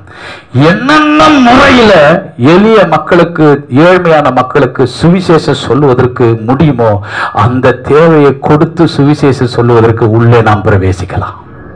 சுவிசேஷத்தை பிரவேசிப்பதற்கு வாசலை நாம் தான் உண்டாக்க வேண்டும். அல்லேலூயா. பட்டணங்களோ கிராமங்களோ சுவிசேஷத்தை அறிவிப்பதற்கு அவர்கள் வாசலை திறக்க மாட்டார்கள். நாம் தான் இப்படி வாசலை உருவாக்கி கொள்ள வேண்டும். எத்தனை பேர் ஆமென் சொல்றீங்க? ஹல்லேலூயா. உங்களை ஒருவேளை நீங்க நிறைய பேர் படித்தவங்க இருப்பீங்க, உங்களால் பணம் கொடுக்க முடியாது, உங்களால் பொருள் கொடுக்க முடியாது, ஆனால் நீங்கள் படித்த படிப்பை வைத்து எத்தனையோ பேருக்கு டியூஷன் சொல்லிக் கொடுக்கலாம், எத்தனையோ பிள்ளைகளுக்கு நீங்க படிப்பை சொல்லிக் கொடுக்கலாம், எத்தனையோ பேருக்கு நீங்க ஃபீஸ் கட்டலாம், எத்தனையோ பிள்ளைகளை தத்து எடுக்கலாம், எத்தனையோ கிராமங்களுக்கு போய் சுவிசேஷம் அறிவிக்கலாம். எனக்கு ஒண்ணுமே இல்ல பாஸ்டர் அப்படின்னா நீ ஆண்டவருடைய சுவிசேஷம் சொல்லலாம், இல்லைன்னா முழங்கால் போட்டு வீட்டுல உங்களுக்கு செவிக்கலாம். இயேசு ஒரு மனிதனுடைய வாழ்க்கையில வந்து அவன் மனமாற்றம் அடைவானானால் இந்த கிரியைகள் எல்லாம் அவன் வீட்டுக்குள்ள இருக்கும். நீங்க இப்படிப்பட்ட மாற்றத்துக்குள்ள வரலன்னா இயேசு உங்களுக்குள்ள இருக்கிறாரா இல்லையா என்பதே சந்தேகிக்க. இருக்கிற இடத்துல எல்லாரும் எழும்பி நிற்கலாம்.